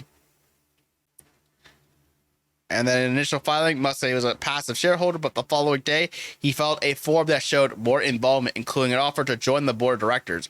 A week later, he submitted an offer to buy Twitter for $44 billion, which has been approved by Twitter's board. Musk has said that he'll unlock the extraordinary potential of the site, and that the deal would be good for free speech. And yeah, other than this stuff too, we have various Twitter posts from both Elon Musk himself and well, the current CEO of Twitter. But before we get on to that, I take this time to make sure this webpage loads, and we'll get on with what I think is probably one of the most interesting things of the entire week. I mean, besides this insider trading bullshit that Elon Musk apparently is going through.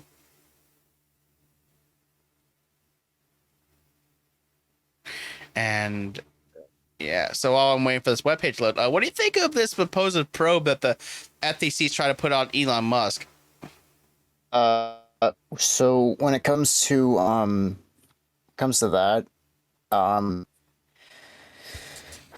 you know, I know he's a smart guy. Nobody becomes a millionaire, with dumb luck, or a billionaire. Uh, so I mean, no offense to him, and I kind of support this acquisition because he has a little bit more of a central take on freeing up, like when it comes to like freeing up like less okay-ish political views, I guess, to the original Twitter idea, I guess. Um, I know that from what this is saying, that it, according to the actual article and the probe itself, uh, he kind of knew what he was doing. He said that he was a passive shareholder, and then immediately went on to, uh, although he saved a lot of money by not reporting it, he should have reported it because legally he had to, right? Is that the case? Yep. So, well, I unfortunately I have to, side with FTC because it's like he said, if that's something that how he said that, freedom of speech, if the when it came to Europe, how he said that um it's like, the citizens' decision, it's the public opinion, sort of like when they set laws like that, when they pass, if they were against it wholeheartedly, they would protest against it, right? So breaking allegedly breaking a law like this, I understand that, I wouldn't call him hypocritical, but it's a little sketchy, that he would do this to save money. But then again, I only kind of feel bad because he just wants to buy Twitter and make Doge memes. He wants to change the Twitter bird to the Dogecoin symbol. Right. And I guess while I'm waiting for the second article, we'll get to this back to the first one here. And this is the fact that, speaking of the never-ending Twitter drama, this is from Elon Musk Twitter, and he's saying that the Twitter deal is temporarily on hold following pending details supporting calculation that spam/fake accounts do indeed represent less than 5% of users.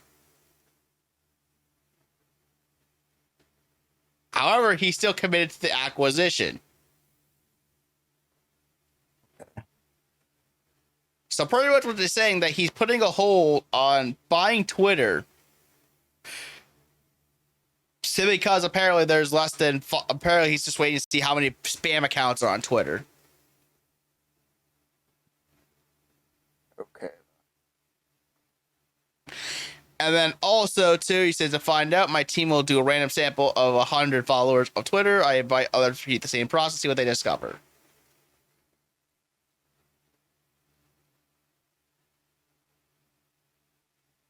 So, yeah, like, he's thinking that, hey, I want to find out how many spam accounts are on Twitter first before I make sure this is a thing. And then, yeah, that's an interesting thing to bring insight into. I mean, I don't know why you would go into an acquisition of this large of a scale, have so much financing behind your back, and then actually you're like, oh, there's spam accounts, up, back off. Yeah. No, I get it. I personally, I'm a little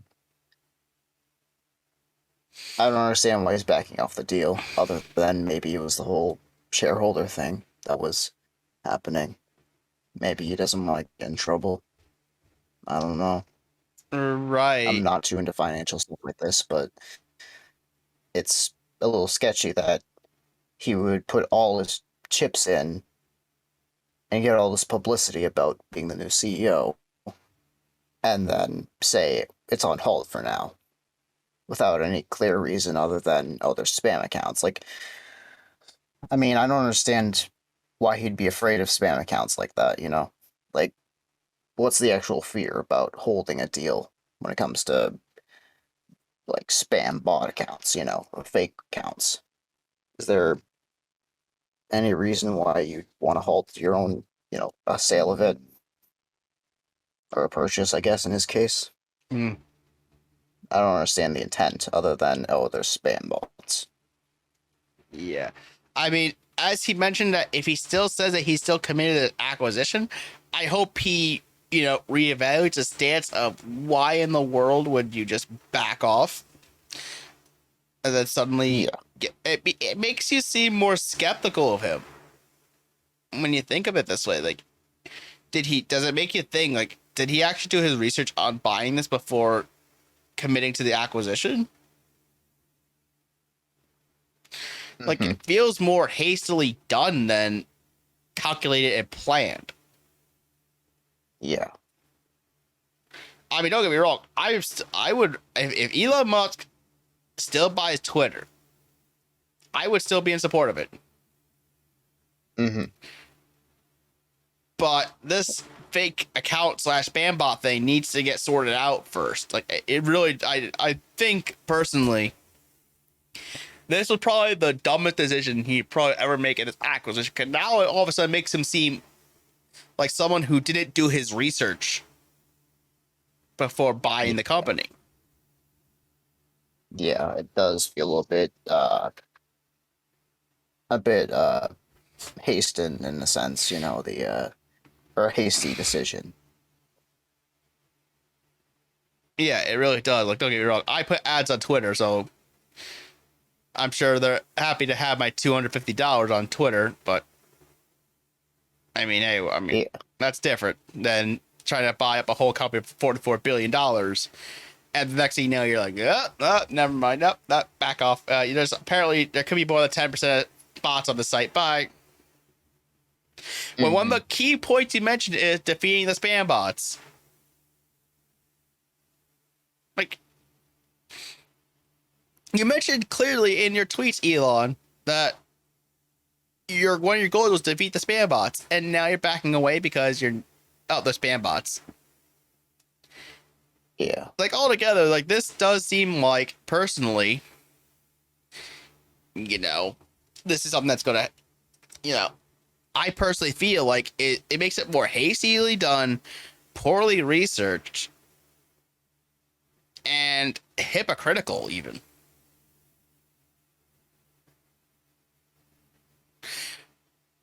Mm-hmm. Meanwhile, while Elon Musk is backing off the deal, we see that Parag Agrawal, the current CEO of Twitter, has mentioned that there are some changes that have been happening over the past several weeks as we focus on the company, but he also mentioned we announced changes to our leadership team and operations yesterday. Changes impacting people are always hard, and some have been asking why a lame duck CEO would make these changes if we're getting acquired anyway. And his answer was, well, I expect the deal to close. We need to be prepared for all scenarios and always do what's right for Twitter. I'm accountable for leading and operating Twitter, and our job is to build a stronger Twitter every day. No one at Twitter is working just to keep the lights on. We take pride in our work, regardless of the company's future ownership. We are here improving Twitter as a product. It is for customers, partners, shareholders, and all of you. People have always also asked, why manage costs now versus after close? Our industry is in a very challenging macro environment right now. I won't use the deal as an excuse to avoid making important decisions for the health of the company. Nor will any leader at Twitter. So what you could expect from me going forward, I'm still focused on doing the job, and that includes making hard decisions as needed. I will continue to embrace the deep complexities of our services and our business, and you can expect more change for the better. I will also try to bring more transparency to work that we do. You won't see tweets from me on the topic of the day or the last soundbite, but rather on the ongoing, continuing this and challenging work our teams are doing to improve the public conversation on Twitter. Finally, so much gratitude for our whole team at Twitter. They have stood strong and focused, sharp and agile. They've been doing the work as they always have. Onward. Because I mentioned the deal in this thread, here's the obligatory legalese for your reading pleasure. And yeah, like this is pretty much him saying, "Hey, I'm making some changes to Twitter," because this is still him saying he's expecting the deal to still close.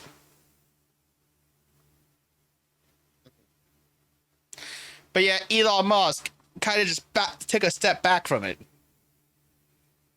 So now you have other people still thinking that he's still going to buy the company. Like, why would you back out of this deal when you have investors and loan keepers and everything, like lenders, everything, all saying, yeah, go for the acquisition of Twitter. And also like, nah, I'm not really doing this. How do you think all your lenders and partners of your acquisition are going to feel when they realize that you're taking a step back on Twitter just for fucking spam bots? I don't know. It seems a bit, what are you doing? Yeah. And, like, I don't know, just, it's, I don't know how to put it other than it's, like, just unprofessional, you know? It kind of does. Like, I know that Elon Musk is a very transparent. Like, he mentions a lot of things on Twitter, and apparently, if you go back through the last tweet, the chain and comments in that, he apparently disclosed, like, he broke NDA on something regarding an algorithm thing. Oh, that's nice. So he's being hyper transparent, like to the point of breaking NDAs. He's also, backing off this deal. And yeah, this very casual, laid back CEO who's well, I would say CEO of Twitter, but probably more towards other companies, but definitely towards, everything else going on. He's hyper transparent. And now all of a sudden you got all this stuff coming out. Twitter's CEO still expecting the deal to close while he's trying to rework the company a little bit. And yeah, I don't know how to feel about this, like, personally, because I still want Elon Musk to buy. I still wouldn't mind Elon Musk buying Twitter and trying to make a more, like we both agreed on, a more central take on a social media platform. Something that may be a bit more rightly, maybe not exactly rightly, but definitely more rightly than what Facebook and like every other social media company is advocating for. So that be a bit more toward the middle line, but not so far right that you get a true social situation. And now you got no laughing stock on your hand. Yeah. Or, actually, I won't say that because it's a bit, I don't know. Whatever, a certain Republican, who shouldn't be in Georgia, resides. Of course.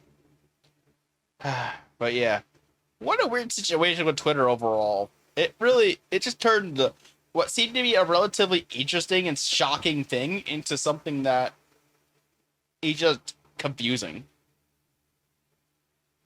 And head scratching. But you know what isn't head scratching though is the fact that their Google I/O happened, and this is a conference that Google announces things.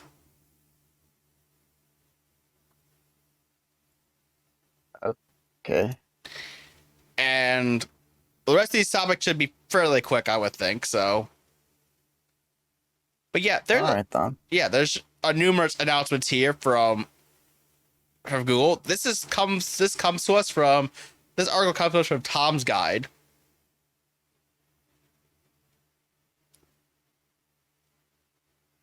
And it brings us some of the most key highlights, including some things regarding Android 13. And yes, I am beta testing Android 13, and from what I could tell from my uses, I mean, it seems to be more like very fine tweaks to the operating system, make sure it's fine. It did introduce this Material U feature that apparently what it does is that you just go to your settings or whatever, it'll just change the icons to match with like whatever material you're going through. So it'll like change the look of the icons depending on that whole thing.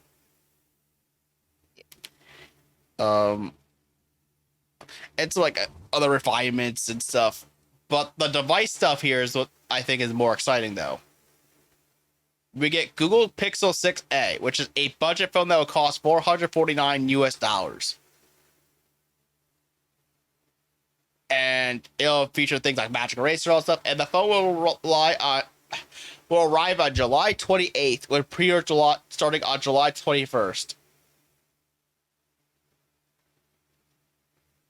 Oh. So yes, there you go. A budget phone just for you. Yeah, I'm a little interested, I guess. I mean, what was the Pixel 6 MSRP?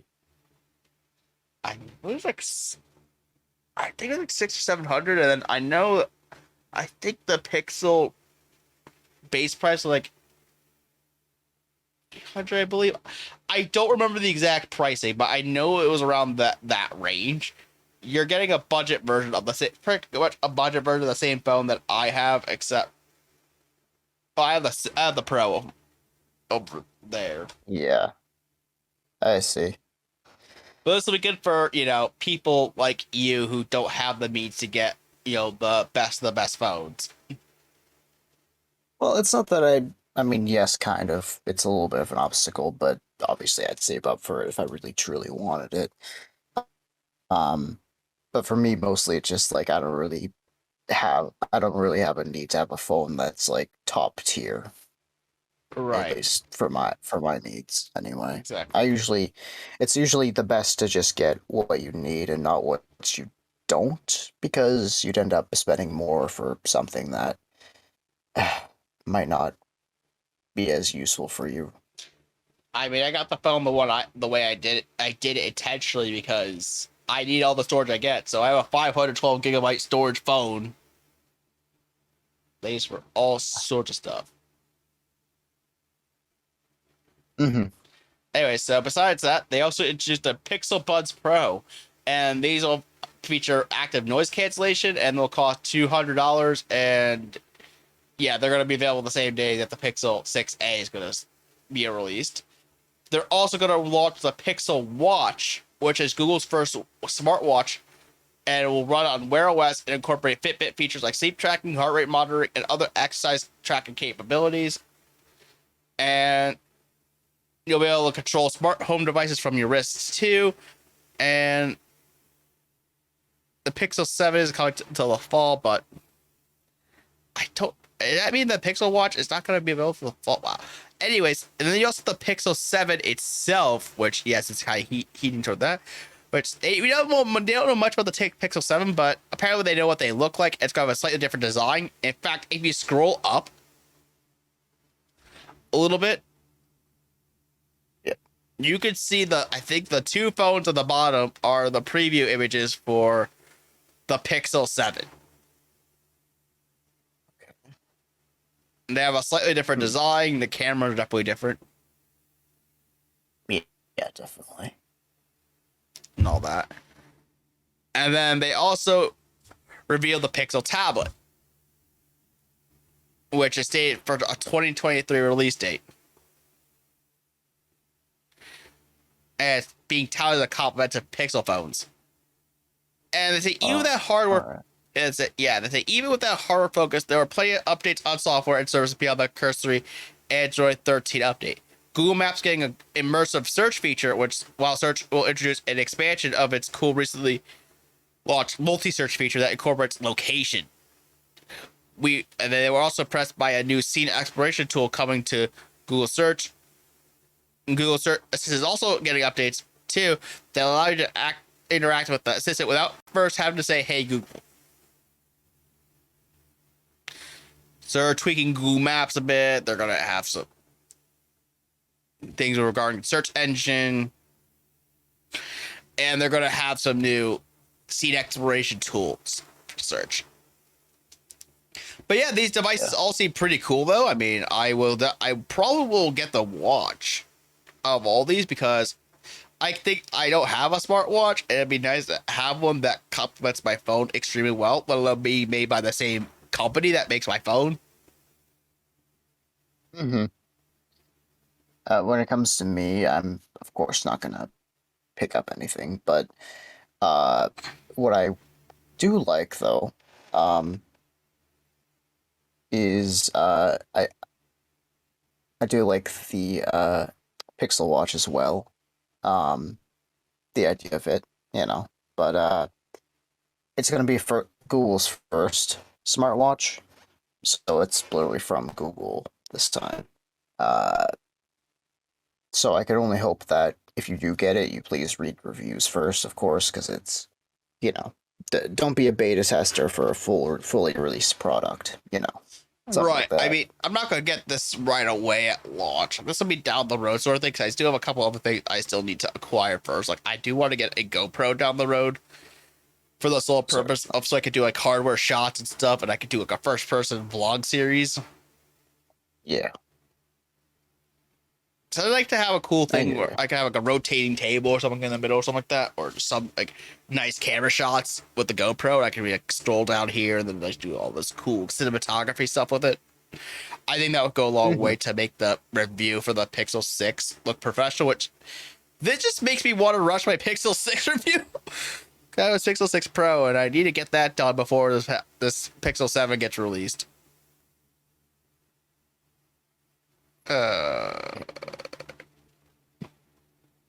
And no, I'm not upgrading the Pixel 7. No, I'm not upgrading the Pixel 7 Pro because I'm fine with my Pixel 6 Pro for the time being. I'm gonna probably ride this out until like 6G becomes a thing, or whatever the next standard in, wireless communication is gonna be. Like, that's when I upgrade my phones. When there's a new wireless standard, I will upgrade. Yeah. Otherwise, I just might think it's like a glorified, like, super mini computer that just happens to play stupid smartphone games and go on YouTube and Facebook. I mean, if I had all the money in the world, and yeah, I would definitely be buying, like, all the latest phones and just comparing them and do a massive tech thing. It'd be freaking awesome. Yeah. But I don't have that expendable income quite yet. Oh no, I hear you. Eventually, though, if you do get into the tech review stuff, they do eventually send out like free preview samples. So that you would have to send back, and you can't like take apart and stuff, but you can test for the time being. So Absolutely, I have to make sure the following gets big enough first before I would even be able to get into that game. of course, I'm just letting you know that. I mean, yeah, I would love to do that. Like, it'd be awesome. If any company wants to send me free stuff, I mean, I'll happy to review it for you and take a look. So I just need to get my first few episodes of Tech Media done first so they can show, like, hey, oh, wow. definitely, yeah.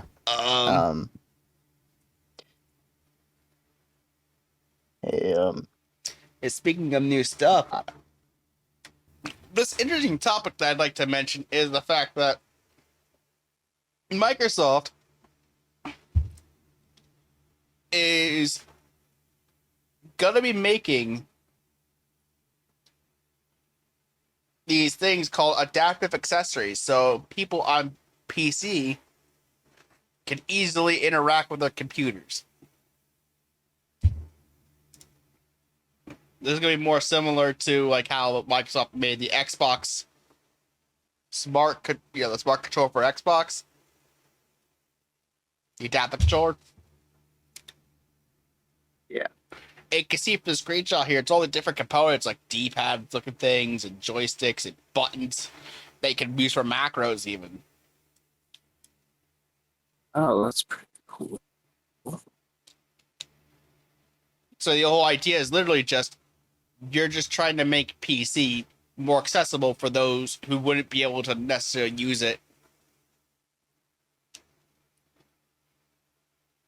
Anyway, I see. Okay, so it's like it's it's like for people with disabilities relating to like their hands and stuff. I can see that. mm-hmm. It's like the controller, but like for like a keyboard and mouse type of scenario. Exactly.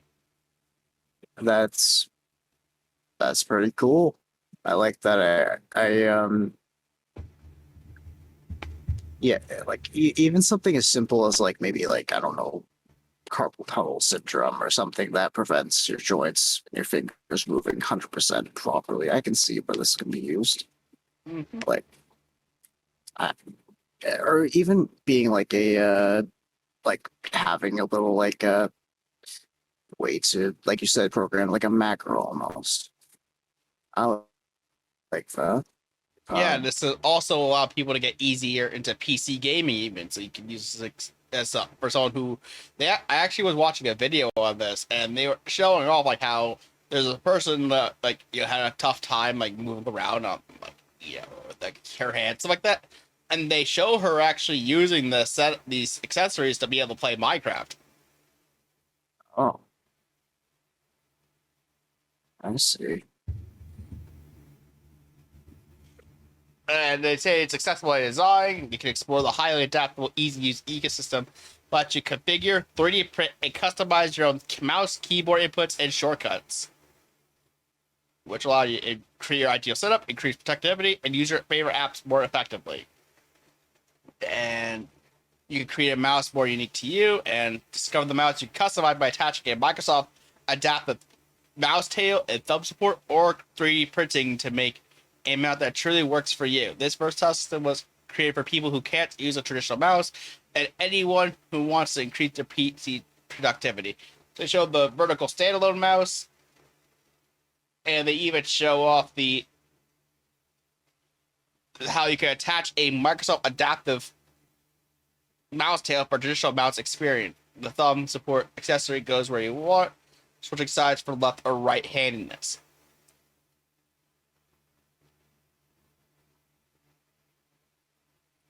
Yeah, you can see they had like 3D printed shells and stuff like that for this thing. So yeah, like could literally customize this whole thing to be however you want it to. And how you can create custom inputs on a keyboard. They show like very different buttons and joysticks, and how this one button here can be used for multiple actions. And the innovative wire button with 8 digital programmable inputs, choosing between a D-pad, joystick, or dual button. And you can even see this stuff all over here. Mm-hmm. And the second article I have brings more details to this. And if you scroll all the way down, because this is about like a Microsoft Summit event. Mm-hmm. The new Microsoft Adaptive Accessories provide a highly adaptable, easy-to-use system. Each piece is designed in partnership with the disability community to empower people who may have difficulty using a traditional mouse and keyboard to create their ideal setup, increase productivity, and use their favorite apps more effectively. A traditional mouse and keyboard may pose obstacles for someone with limited mobility. These adaptive accessories can perform a variety of functions, thereby alleviating a pain point for those who find it challenging to get the most out of their PC. The Microsoft Adaptive Accessories have 3 main components that empower you to configure, 3D print, and customize your own mouse, keyboard inputs, and shortcuts in ways that best work for your specific needs. The first component is the Microsoft Adaptive Mouse that you can customize with the Microsoft Adaptive Mouse Tail and Thumb support, or 3D printed tails, to make a mouse that truly works for you. The Microsoft Adaptive Mouse core, tail extension, and thumb support come together to create a traditional mouse that's light and portable. Additionally, the thumb support accessory easily switches sides for left or right-handedness. Next, a set of Microsoft adaptive accessories that empower you to replace or augment traditional keyboards with a central hub and new wireless buttons. The Microsoft Adaptive Hub can wirelessly pair up to 4 Microsoft Adaptive buttons, allowing multiple connections with less cord clutter. The hub also works with standard 3.5mm assistive text switches and features 3 distinct profiles for use with multiple devices. When paired with the Microsoft Adaptive Hub, the Microsoft Adaptive button can be easily customized to your own preferred inputs with different button toppers by choosing between a D-pad, joystick, or dual button. And you can also use 3D print your own button topper to fit your specific needs. The wireless and versatile design allows you to create the setup that works best for you, whether you're using a versatile 2-in-1 like Surface Pro or any Windows PC. But yeah, I think this is very good for the consumer. Like, being able to use your PC for more things is great. Yeah, certainly. I'm happy about this. I mean, I wouldn't be able to use it because I don't have any like physical like disabilities that would entail this, but I'm happy though that this is an option for people who unfortunately have that problem, in any way, shape, or form that it exists. I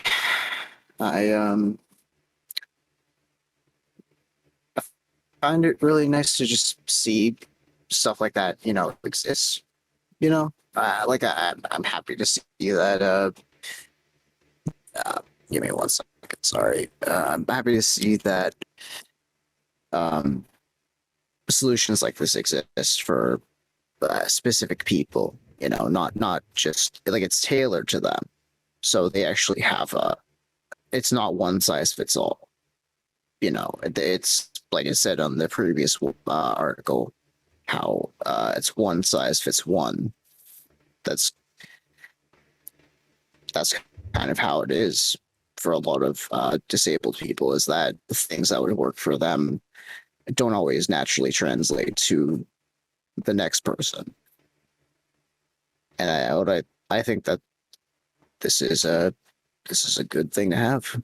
It's really, like, literally great for the player, because it's like literally good for anybody who can't normally access like a controller or a keyboard. So I'm happy about this. Of course. I'd like this to be integrated into like instrument playing too, because like I noticed that like a lot of instruments really require you to be two-handed, and they don't really account for any sort of disability a lot of the time, whether it's physical or being able to move your joints, this and that, your fingers. Like I'd like to see this be integrated into like guitars and stuff, because I don't know, I know that there are people. There's a guy out there that I remember watching a video of. He uses his feet to play guitar. Well, it might sound a bit strange. That's literally what he does, and I think he does it with like he played like a few video games with literally his own feet and his arm. I was just, it's amazing. Like, without, I don't know. It's like it's as the same as where there's a will, there's a way. I love seeing this sort of stuff, because it's like, even after you go through all these struggles about losing, your ability to do something, you find a way around it. That, I don't know, it's that perseverance that I love to see, especially when it comes to I feel like is a hated community in a sense, because they're not able to do this and that. Like, they kind of get forgoed and picked on a bit sometimes. Like, I feel like some people see disabilities, even in an inclusive sort of nowadays where it's more progressive and inclusive. I feel like, um, they're accepted, but they're not treated well enough. Like I feel like sometimes, like I've seen like older people who can't walk as much literally get their door slammed in their face as they're exiting because the douchebag in front of them is just I need to go to my car. I don't care about the person behind us. Literally barely able to open the door, and there's no handicap button to push it open. So it's like, you know. So I've seen stuff like that, and I don't know. It's like I feel like we don't think too much about it. We just see it and are like, oh, that's okay, but we don't think about what actually goes on behind the scenes. That kind of goes back to the whole Activision thing, where they kind of like they include these people, but they don't show the struggle. And I feel like this is a great way to highlight the what people like this struggle with and how they're able to adapt and show their actual going from A to B. Of course. In terms of being able to finally achieve what anybody else could do, any able person could do. Mm-hmm. Right. And I know that some people who don't, typically are disabled do manage to find uses for these adaptive accessories or like the adaptive controller. Like sometimes people will just use it for a bonus macro and all like that. But the fact that these are primarily meant for a disabled audience or those who can't, do normal things is still a very generous thing for Microsoft to do. Mm-hmm. I do like it too. I appreciate that there's some heart put behind this, Like the fact they from a big company too. Yeah, and the fact that Microsoft has been working with the disabled community to make sure these do work with all sorts of situations. It makes this really helpful and very insightful, and honestly, it shows that they've been willing to do the research to make this as approachable as possible. Certainly. But one thing that didn't really need to get refreshed or anything, as far as Alpaca is concerned, is the 6000 series of GPUs. Yep. The AMD RX 6000 desktop GPUs. Give me one second. They have been refreshed. The original 66,000 XT, the 67,000 XT, and they forgot the 68 because I think there wasn't like I don't think there was there's already a 68 100 without an XT up right next to its name, so I guess they forgot it because of that. And the 6900 XT. If I've been saying 1,000, excuse me. So I looked at benchmarks from many other YouTubers, Hardware Unbox, I looked at Gamers Nexus, Linus Tech Tips. I've seen the bar graph charts all over, and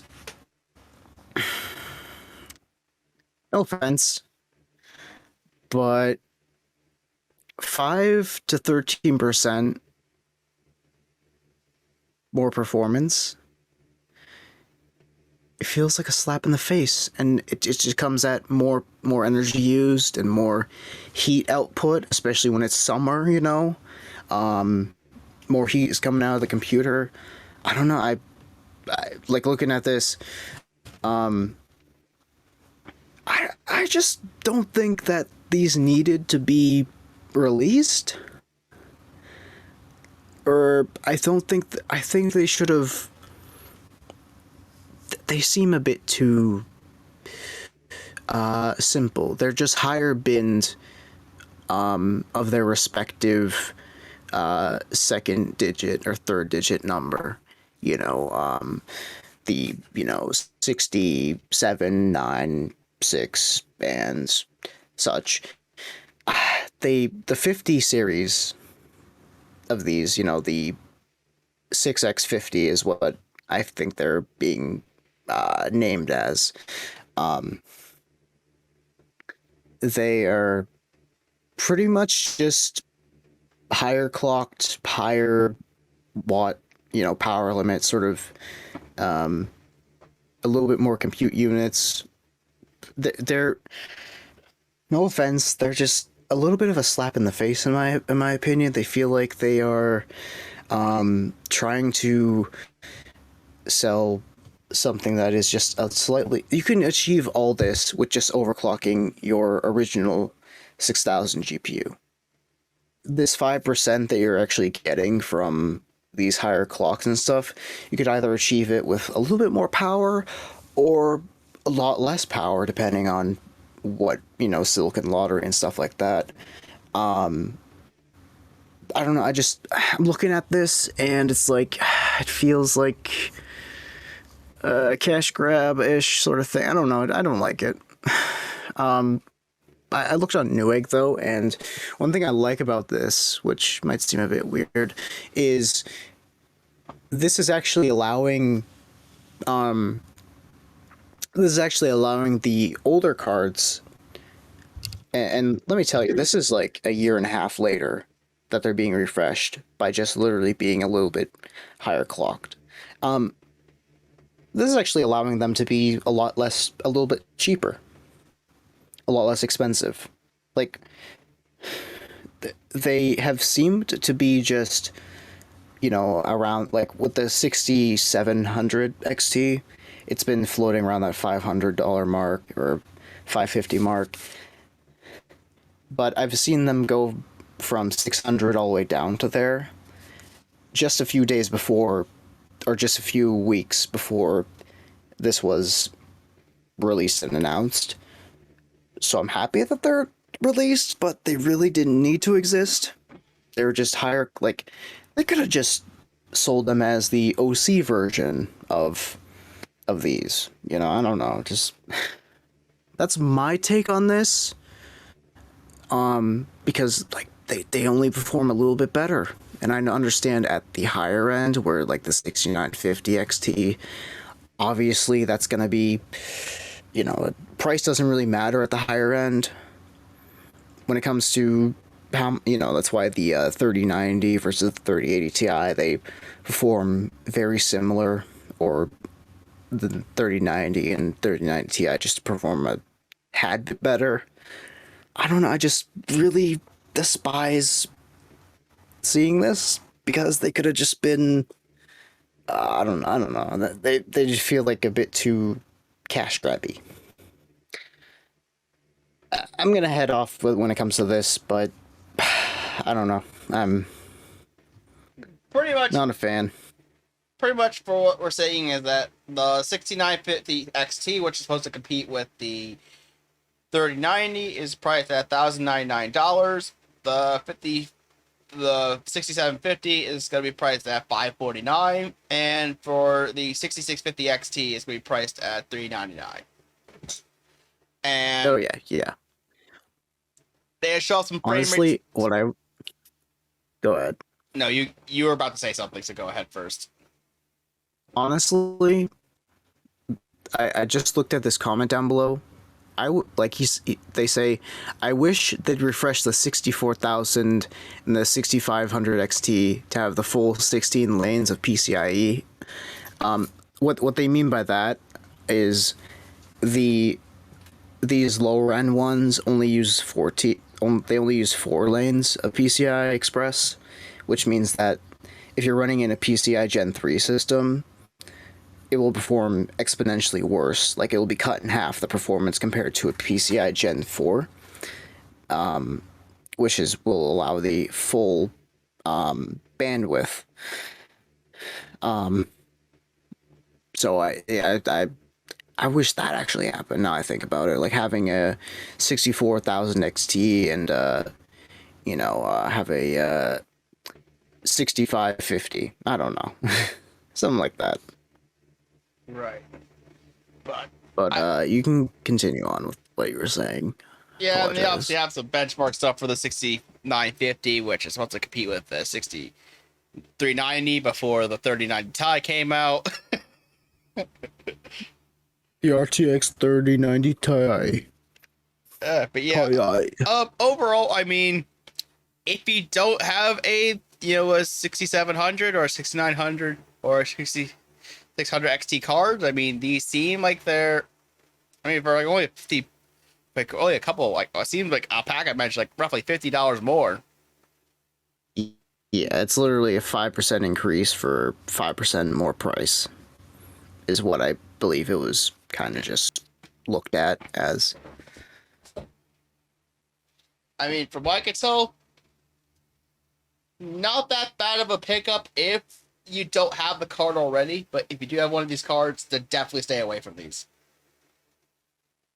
Yeah, they're not worth the $50 more, or in your case, probably the, however more the non-refresh versus the refresh, Yeah, because I mean, like obviously, if you have the XTs that are more available, then get these newer ones. Get the new one. Obviously, if you don't have, if you don't have any of these cards, and you're seeking to upgrade to something entirely different, like say if you have like an older gen of one of these, you want to get the next gen of this of whatever you had before.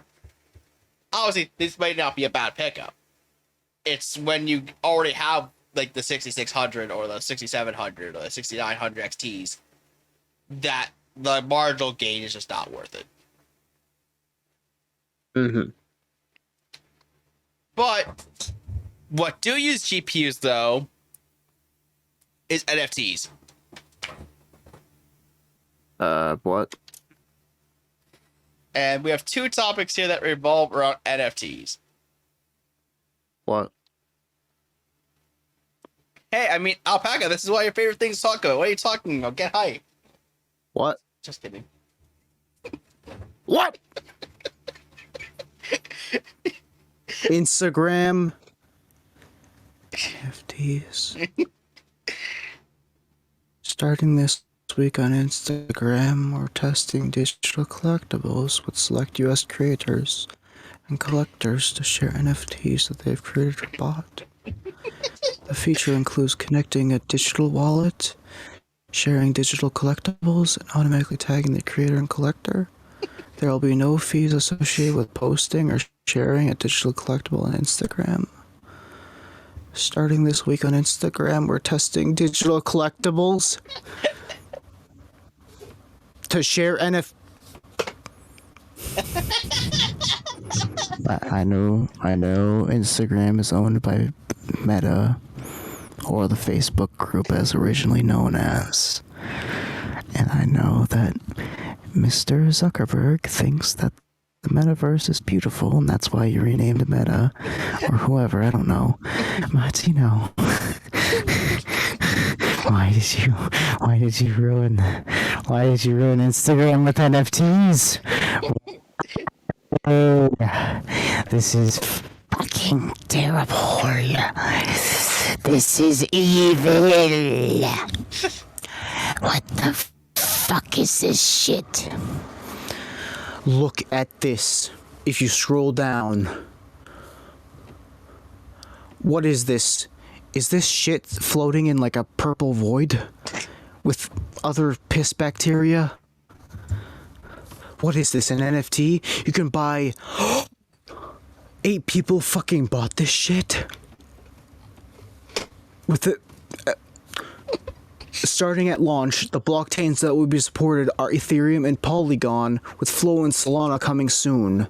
Third-party wallets compatible for Rainbow, MetaMask, Trust Wallet, Coinbase, Dapper and Phantom coming soon. There will be no fees associated with posting. What? Meta will help reduce the emissions impact that might be associated with the display of digital collectibles on Instagram by purchasing renewable energy. Learn more about commitment to sustainability here. What does that say? Homepage, sustainability.facebook.com. We believe that sustainability is blah, blah, blah, blah, blah.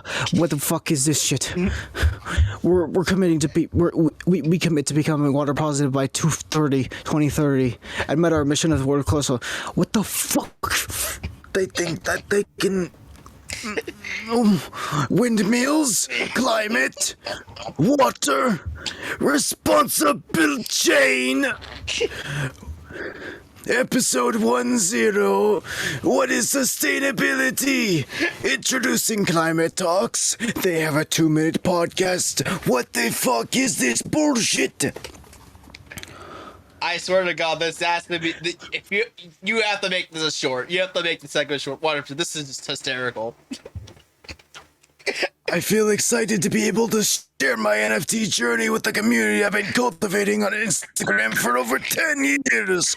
I love how this feature will let collectors trace the art back to artists and be a part of the community that they have been building on Instagram for so long.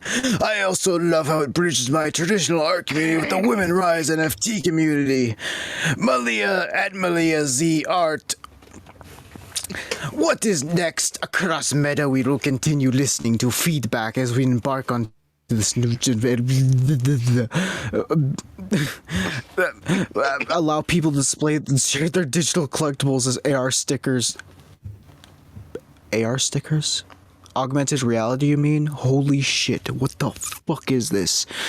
On Instagram stories, you can read more about our efforts here. What is this? Spakar. What is this shit? Over the coming months, we will explore additional features to provide further benefits of this technology to creators and collectors. Related news: Instagram giving senior dogs loving homes. See how Bunny R uses. Anyways, I mean, this looks pretty great. I love the pinstripe number 4. It reminds me of like, I love little and large 457. It reminds me of my allergies to grapefruit and my love for lemon juice, I guess.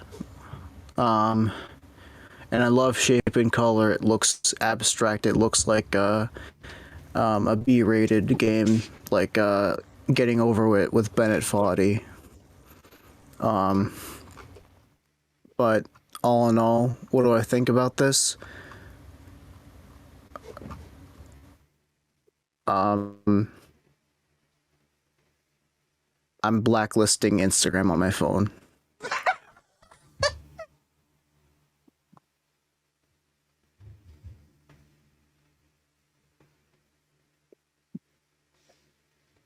Do you have any words to know that GAHCast will one day be promoted on Instagram?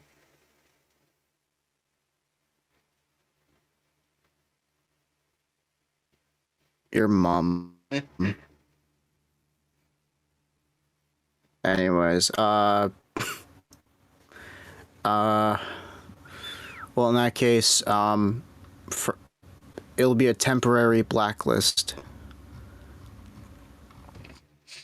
I'll use Snapchat then. I don't know. I used to have like a Snapchat account, but I don't know where the fuck happened to it. So maybe I'll start there instead. I mean, anyways. Clearly, I mean, Alpaca. Hey, at least these NFTs aren't fake, unlike the ones that OpenSea is making countermeasures to. Yes. Because they've been bombarded with counterfeits, apparently. I really need a drink of water after that. I sounded like Vegeta with constipation. Give me 1 sec. I mean, hey, Go ahead with this. You got to enjoy talking about NFT, which is one of your favorite subjects in all of technology. You're a prick.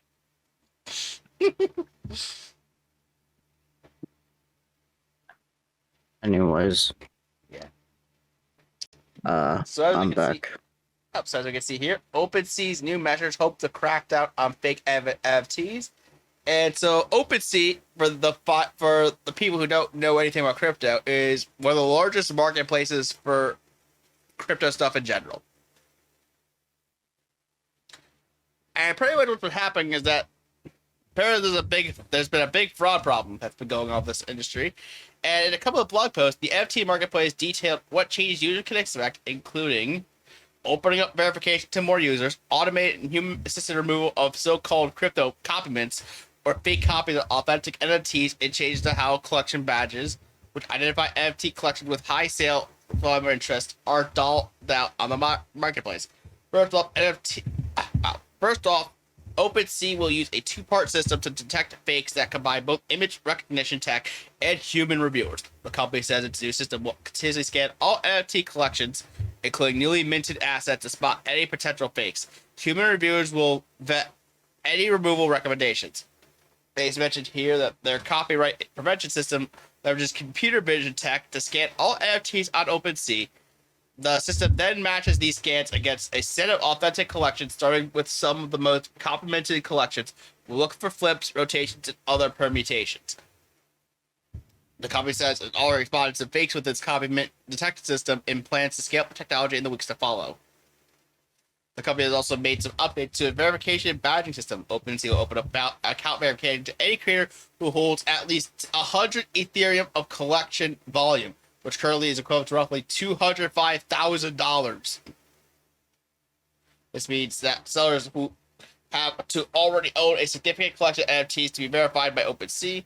The marketplace stated that it plans to broaden the eligibility criteria for verification as it continues to learn more. NFT collections will also get a collection badge if they're generated more than 100 Ethereum in trading volume. OpenSea will also require a profile name, username, verified email address, and a connected Twitter account for account verification.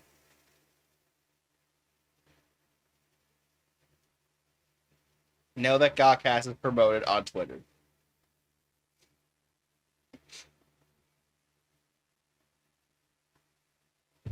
I have no words as to how you connected that to NFTs. All these changes will likely create a number of obstacles for NFT scam artists. Scammers have grown increasingly sophisticated in their tactics, some going as far as to create fake Discord servers and websites or pose actual employees of NFT companies. Verifying the real-life identity of sellers is a long-standing problem in the world of NFTs, where anonymity is a key part of the culture. But yeah, what do you think of these measures? Fine by me. I feel like a lot of things that are brand new and exciting. I feel like with NFTs in particular, I feel like people jump in on the hype and don't realize just how bad it can be. Like, what I mean by that is people jump on the hype with absolutely little to no, even sometimes zero knowledge, and will end up getting burnt because they unfortunately don't understand just what it entails. Just what the thing entails. And in this case, I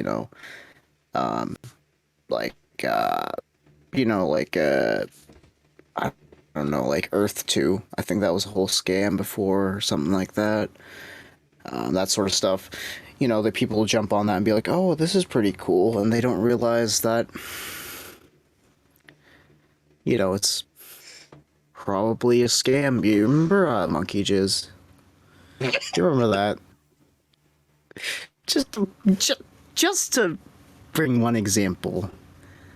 Imagine getting scammed by a Bitcoin named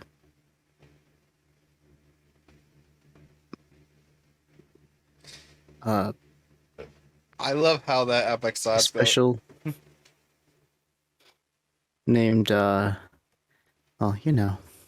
anyways, so yeah, that's unfortunately one of the issues I've seen, and unfortunately have seen like people fall victim to, and I feel terrible because these people don't know any better.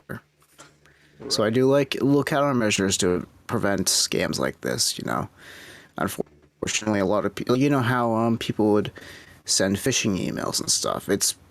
Scams are old as time, so it's it's better to always have countermeasures, even if it's something I don't really have much faith in as of right now because of the use that has been Right. you know I mean, here's the thing, though. I mean, thrown at. it is going to stop people from copying and pasting images and saving on their computer. No. Well, at least NFT-based images. It's going to stop them from copying and pasting the images, saving it on their computer, and keeping it as a lovely little collectible on their computer. No. But it's going to stop people from... If it's going to be at least good-looking measures to stop people from uploading these things to, say, like, OpenSea to make money off of that said copy and paste, I would think these actually would. I was mitigated. I mean, it never stops me from saving, downloading. Give me 1 second. It never stopped me from bringing the one and only, the one true faith, Alpaca God. It didn't save anything from me saving this. You think theft is funny? Sorry.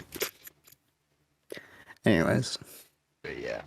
Speaking of saving and well, things unfortunately coming to an end. Right, because ladies and gentlemen, limited. Apple has officially killed off the iPod brand. Yep. A sad day for all those who have lived through it. The iPod was one of the first ways to kind of like get music. It's kind of like the OG Spotify in a sense. Yeah, iTunes, I remembered how cool it was when like the iPod I remember I had like I think I had a first gen Nano. That was fun, and then I got myself an iPod Video, and that too was also pretty fun. And then I got an iPod Touch, and that thing was kind of wild because it was literally just an iPhone without the phone. Yeah. I was able to play the original one. Sorry, I was literally able to play Call of Duty not Black Ops. The Call of Duty Zombies on that thing. Yo, yes. They had a exclusive iPod version. I remember that. There's an iOS thing.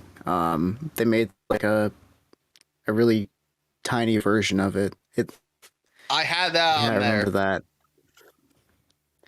That's wonderful. I don't have nostalgia of playing it, but I remember seeing I remember looking into it and I was just like, wow, this is I remember looking into this sort of stuff when I was into unused assets, beta objects, and the cutting room floor sort of stuff, and I was just like, wow, this is so cool. I wish I could, try this out at least a little bit. The original iPod, though, actually was introduced only a few days prior to me being born. So I was raised among the iPod in a sense, and so were you if you were born in the fall of 2001. I was born in 1996. Fuck you then. Anyway, sorry. I was 4. Okay. When the iPod, if that was the case. But anyways, so let's take a look at this article here. This is from Apple's newsroom itself. This is from Apple's website itself. They mentioned since its introduction over 20 years ago, iPods capture users all over the world who love the ability to take their music with them on the go. Today, the experience of taking one's music library out into the world has been integrated across Apple's product line, from iPhone and Apple Watch to iPad and Mac, along with access to more than 90 million songs and over 30,000 playlists available via Apple Music. Music has always been a core part of our core at Apple, and bringing it to hundreds of millions of users in the way iPod did impacted more than just the music industry. It also redefined how music is discovered, listened to, and shared, said Greg Joswiak, Apple Senior Vice President of Worldwide Marketing. Today, the spirit of iPod lives on. We've integrated an incredible music experience across all of our products, from the iPhone to the Apple Watch to HomePod Mini, and across Mac, iPad, and Apple TV. And Apple Music delivers industry-leading sound quality with support for spatial audio. There's no better way to enjoy, discover, and experience music. Among the incredible ways to enjoy music across a range of devices, including a wide variety of models from the new iPhone SE to the latest iPhone 13 Pro Max, iPhone is the best device for streaming Apple Music or storing an entire music library on the go. Apple Watch and AirPods are the perfect companion, allowing users to access over 90 million songs right from their wrist, starting at just $279 with Apple Watch SE. iPad starts at $329, come with a more powerful chip or display and the latest iPad OS features. And for the best way to enjoy music at home, HomePod Mini is just $99.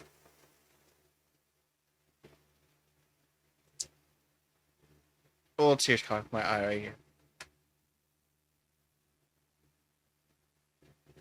And they show a little image out right here of the original iPod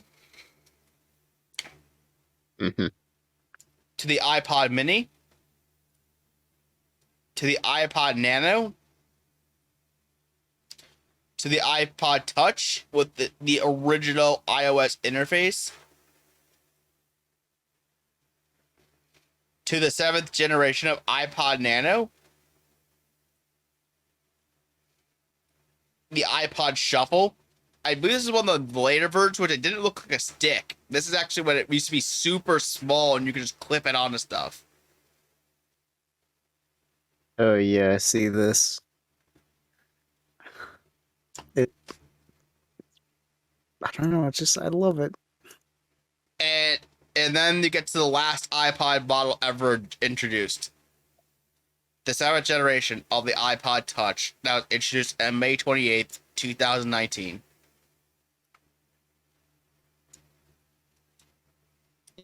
You mean the iPhone? It looks like an iPhone. Now the thing Anyways. is that, yeah, it is a shame that, the iPod has to go away. I understand that many things have been integrated with all their devices, but I feel like the iPod Touch was a good entryway to get into the iOS ecosystem at a cheap price if you don't have any intention of calling people. That is a really good point. I know a lot of Apple products have been relegated to this, like, oh, you're too poor, don't, get on our level, poor shaming sort of stuff. And that you bring up a really wonderful point, because honestly, this 7th generation iPod Touch, it looks like one from 2012. I'm going to be completely honest. This looks like an iPhone from 2012. Like, it is, I don't know how to say it other than it just looks like that. That is completely true. This is a way to get an iPhone without the phone part, but not as big as an iPad. And like you said, it's a an entry level iOS device, I feel, and that's probably what most people use it for. Honestly, you bring up a really amazing point when it comes to that. Yeah. Let you go ahead with that. Yeah, and on top of it too, I feel like some people, not everybody, I think the vast majority of people, have practically moved on with just storing their music on their phones, like myself included, or going on Spotify or whatever else streaming service you use. Just want a dedicated device to store their music so it doesn't drain up the resources on their phones. And having an iPod that allows you to just download your music or whatever else you want to have if you have the touch version is a good way to do it without having to rely on over hundreds of dollars on just getting a smartphone for the sake of just not using the phone part. Yeah. And no, it is a shame that Apple is officially leaving the portable music player market. Like, it really is.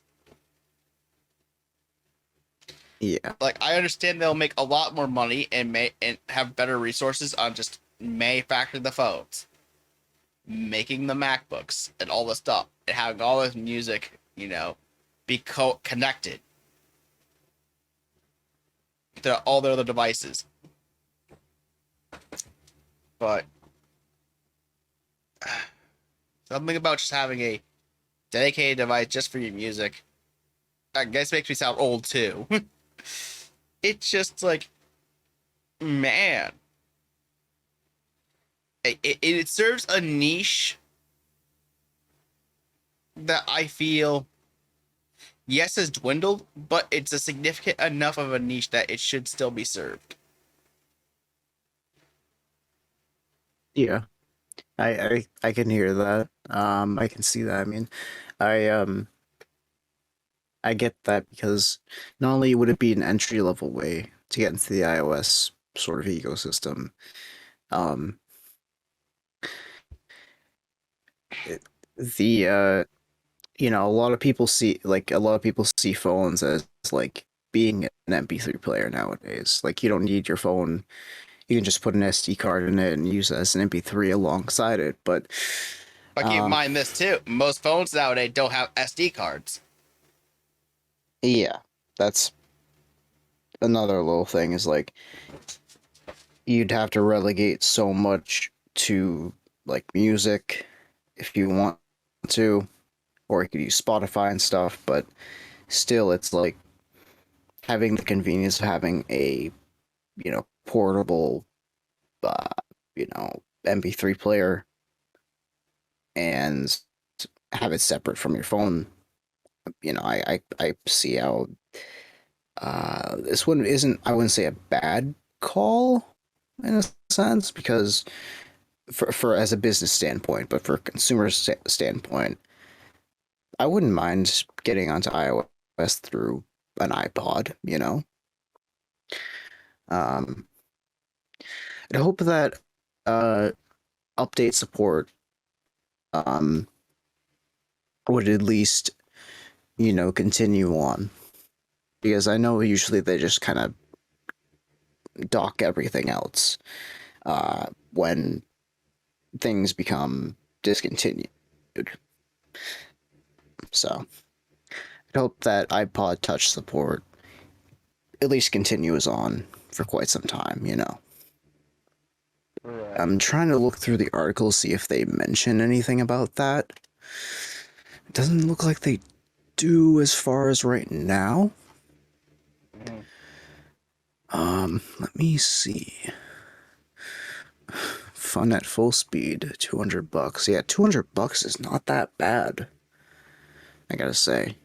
As long as it's pretty much just, an iPhone without the phone. Like, you could probably do something where it's like, I would say iPod.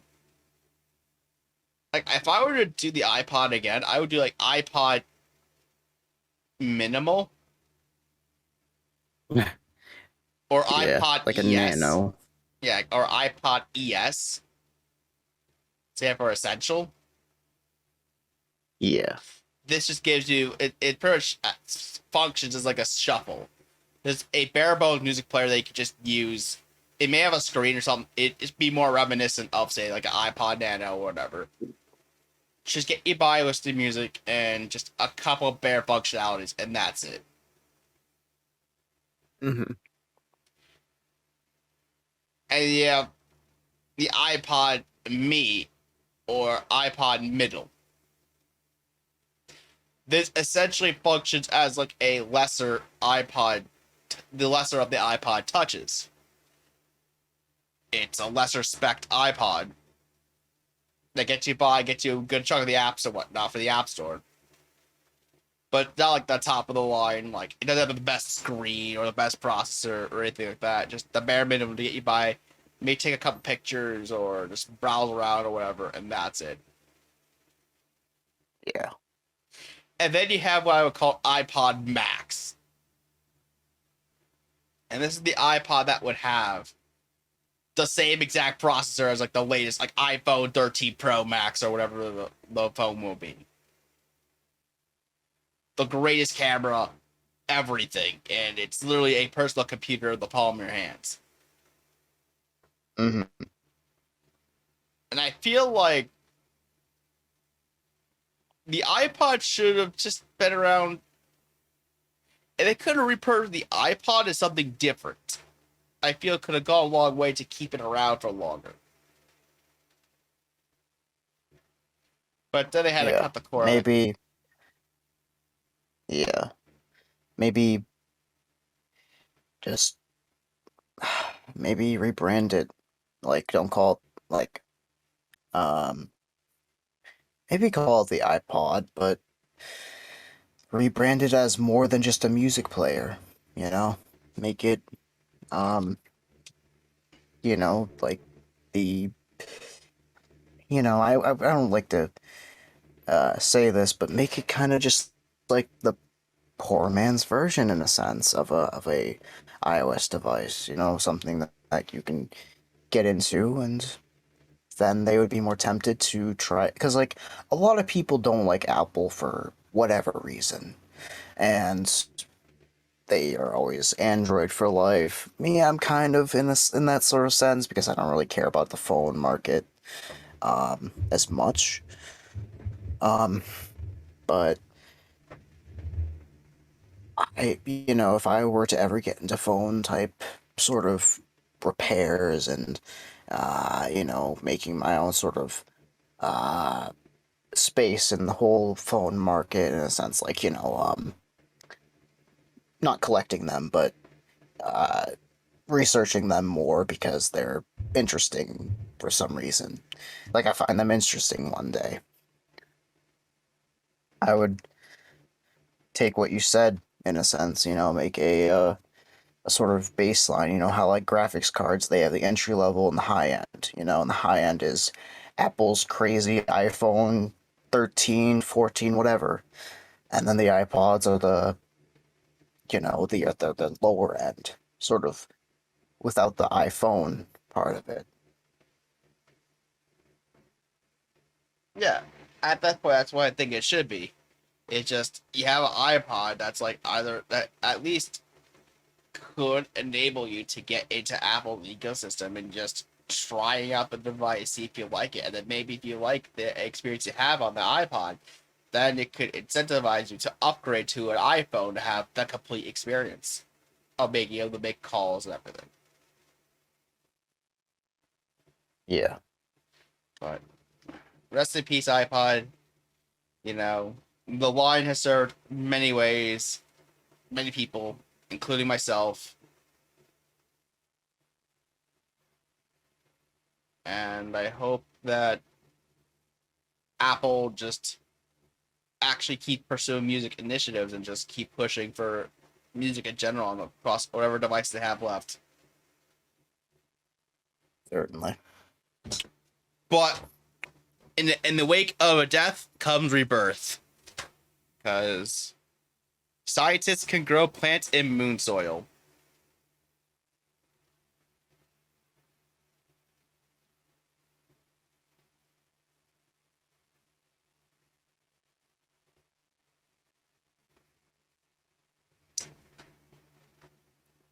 And Interesting. it is very interesting. So, this comes to us from University of Florida News. Yes, we're actually talking about a good thing for Florida this time. We're not roasting up Florida men. Yeah. Oh. You know. First for everything, including this article's main focal point, thankfully. Yes. Scientists grow plants in soil from the moon. So, pretty much Scientists have grown plants and soil from the moon, a first in human history and a milestone in lunar and space exploration. In a new paper published in the journal Communications Biology, University of Florida researchers showed that plants can successfully sprout and grow in lunar soil. The study also investigated how plants respond biologically to the moon soil, also as lunar regolith, which is radically different from soil found on Earth. This is work. This work is the first step towards one day growing plants for food and oxygen on the moon or during space missions. More immediately, this research comes as the Artemis program plans to return humans to the moon. Artemis will require a better understanding of how to grow plants in space, said Rob Burrell, one of the study's authors and distinguished professor of horticulture sciences in the UF Institute of Food and Agricultural Sciences. Even in the early days of lunar exploration, plants played an important role. Said Annalisa Paul, also one of the authors. Plants help establish that the soil samples brought back from the moon did not harbor pathogens or other unknown components that would harm terrestrial life, but those plants were only dusted with their lunar regolith and were never actually grown in it. Paul and Furrow are internationally recognized experts in the study of plants in space. Through the UF Space Plants Lab, they sent experiments on space shuttles to the International Space Station and on suborbital flights. For future longer space missions, we may use the moon as a hub or launching pad. It makes sense that we would want to use the soil that's already there to grow plants. So what happens when you grow plants in lunar soil? Something that is totally outside of a plant's evolutionary experience. What would plants do in a lunar greenhouse? Could we have lunar farms? And they said the complication, the scientists only had 12 grams, just a few teaspoons of lunar soil with which to do this experiment. On loan from NASA, this soil was collected during the Apollo 11, 12, and 17 missions to the moon. Paul and Furrow applied 3 times over the course of 11 years for a chance to work with the lunar regolith. The small amount of soil, not to mention its incalculable historical and scientific significance, meant that Paul and Furrow had to design a small-scale, carefully choreographed experiment. To grow a little tiny lunar garden, the researchers used thimble-sized wells in plastic plates normally used to culture cells. Each well functioned as a spot. Once they filled each pot with approximately a gram of lunar soil, the scientists moistened the soil with a nutrient solution and added a few seeds from the Arabidopsis plant. Arabidopsis is widely used in plant sciences because its genetic code has been fully mapped. Growing Arabidopsis in the lunar soil allowed the researchers more insight into how the soil affects the plants down to the level of gene expression. And as you can see, the plants' growth in these non-lunar soils were the experiment's control group. As before the experiment, the researchers weren't sure the seeds planted in the lunar soils would sprout, but nearly all of them did. And what this especially told them is that the lunar soils didn't interrupt the hormones and signals involved in plant germination. However, as time went on, researchers observed differences between the plants that grew in the lunar soil and the control group. For example, some of the plants showed the lunar soils were smaller, grew more slowly, or were more varied in size than their counterparts. These were all physical signs that the plants were working to cope with the chemical and structural makeup of the moon soil, Paul explained. This was further confirmed when the researchers analyzed the plants' gene expression patterns. At the genetic level, the plants were pulling out the tools typically used to cope with stressors, such as salt or metals or oxidative stress, so we can infer that the plants perceive the lunar soil environment as stressful. Ultimately, we'd like to use the gene expression data to help address how we can ameliorate the stress responses to this level where plants, particularly crops, are able to grow in lunar soil with very little impact to health. But yeah, though, like, this is actually pretty interesting. Like, it's an interesting thing to think about. But the fact that this is being used for, this could potentially be used for, space missions. Yeah. I hear what you mean. I, looking at this, it's like since the plants were like responding as if it was like like salts or something like that they would usually grow, uh, they perceive lunar soil as a stressful environment, as it says, salt, metal, or oxidative stress. Um, so, um, but it also says they also say they are able to grow in lunar soil with very little impact to their health. Oh wait, no, no, no. It says they're going to use gene expression for that purpose. So, um, the way I see it, like with that, um, what I see about that is that you know how like some plants are genetically modified to grow better or be a bit more resistive to certain things. I would, I think it would be interesting to see a plant that can adapt to such a stress as lunar soil and be able to grow on the moon in a sense,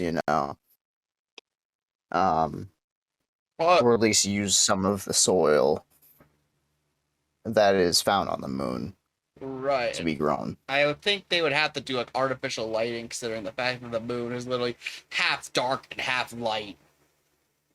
Yeah, yeah, yeah, very, very much. Yeah, I know.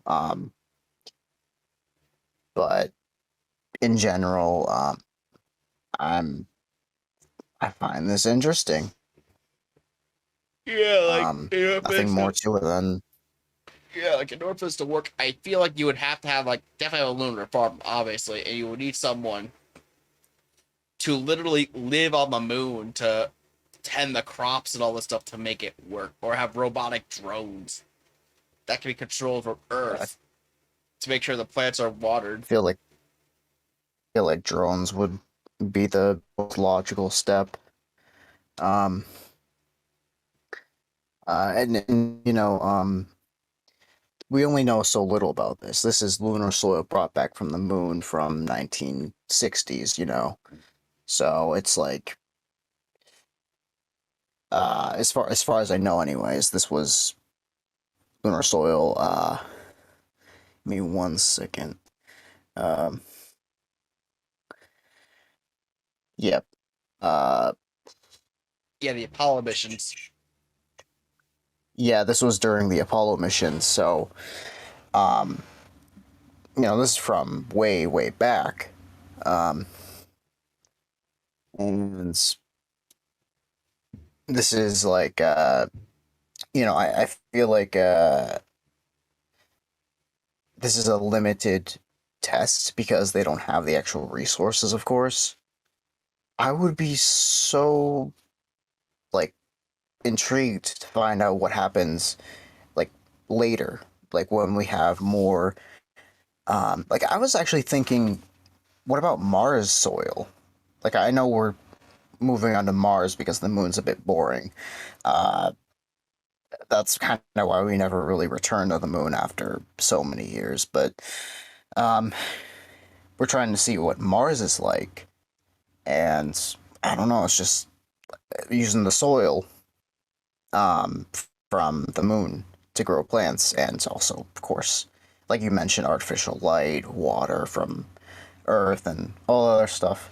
It'd be interesting to see how Earth plants adjust to something that is not natural to them, or natural to us, or anybody on this planet, Right, and then obviously to make Anything. sure that this room that they whatever enclosed these plants have to be in have to also be temperature controlled.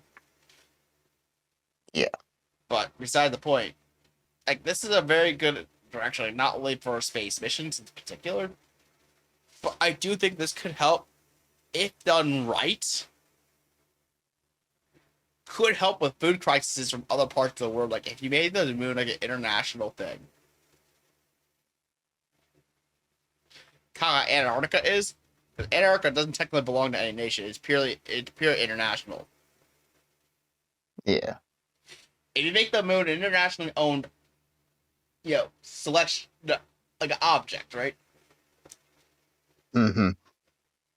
that's totally like independent of Earth, the nations, everything like that.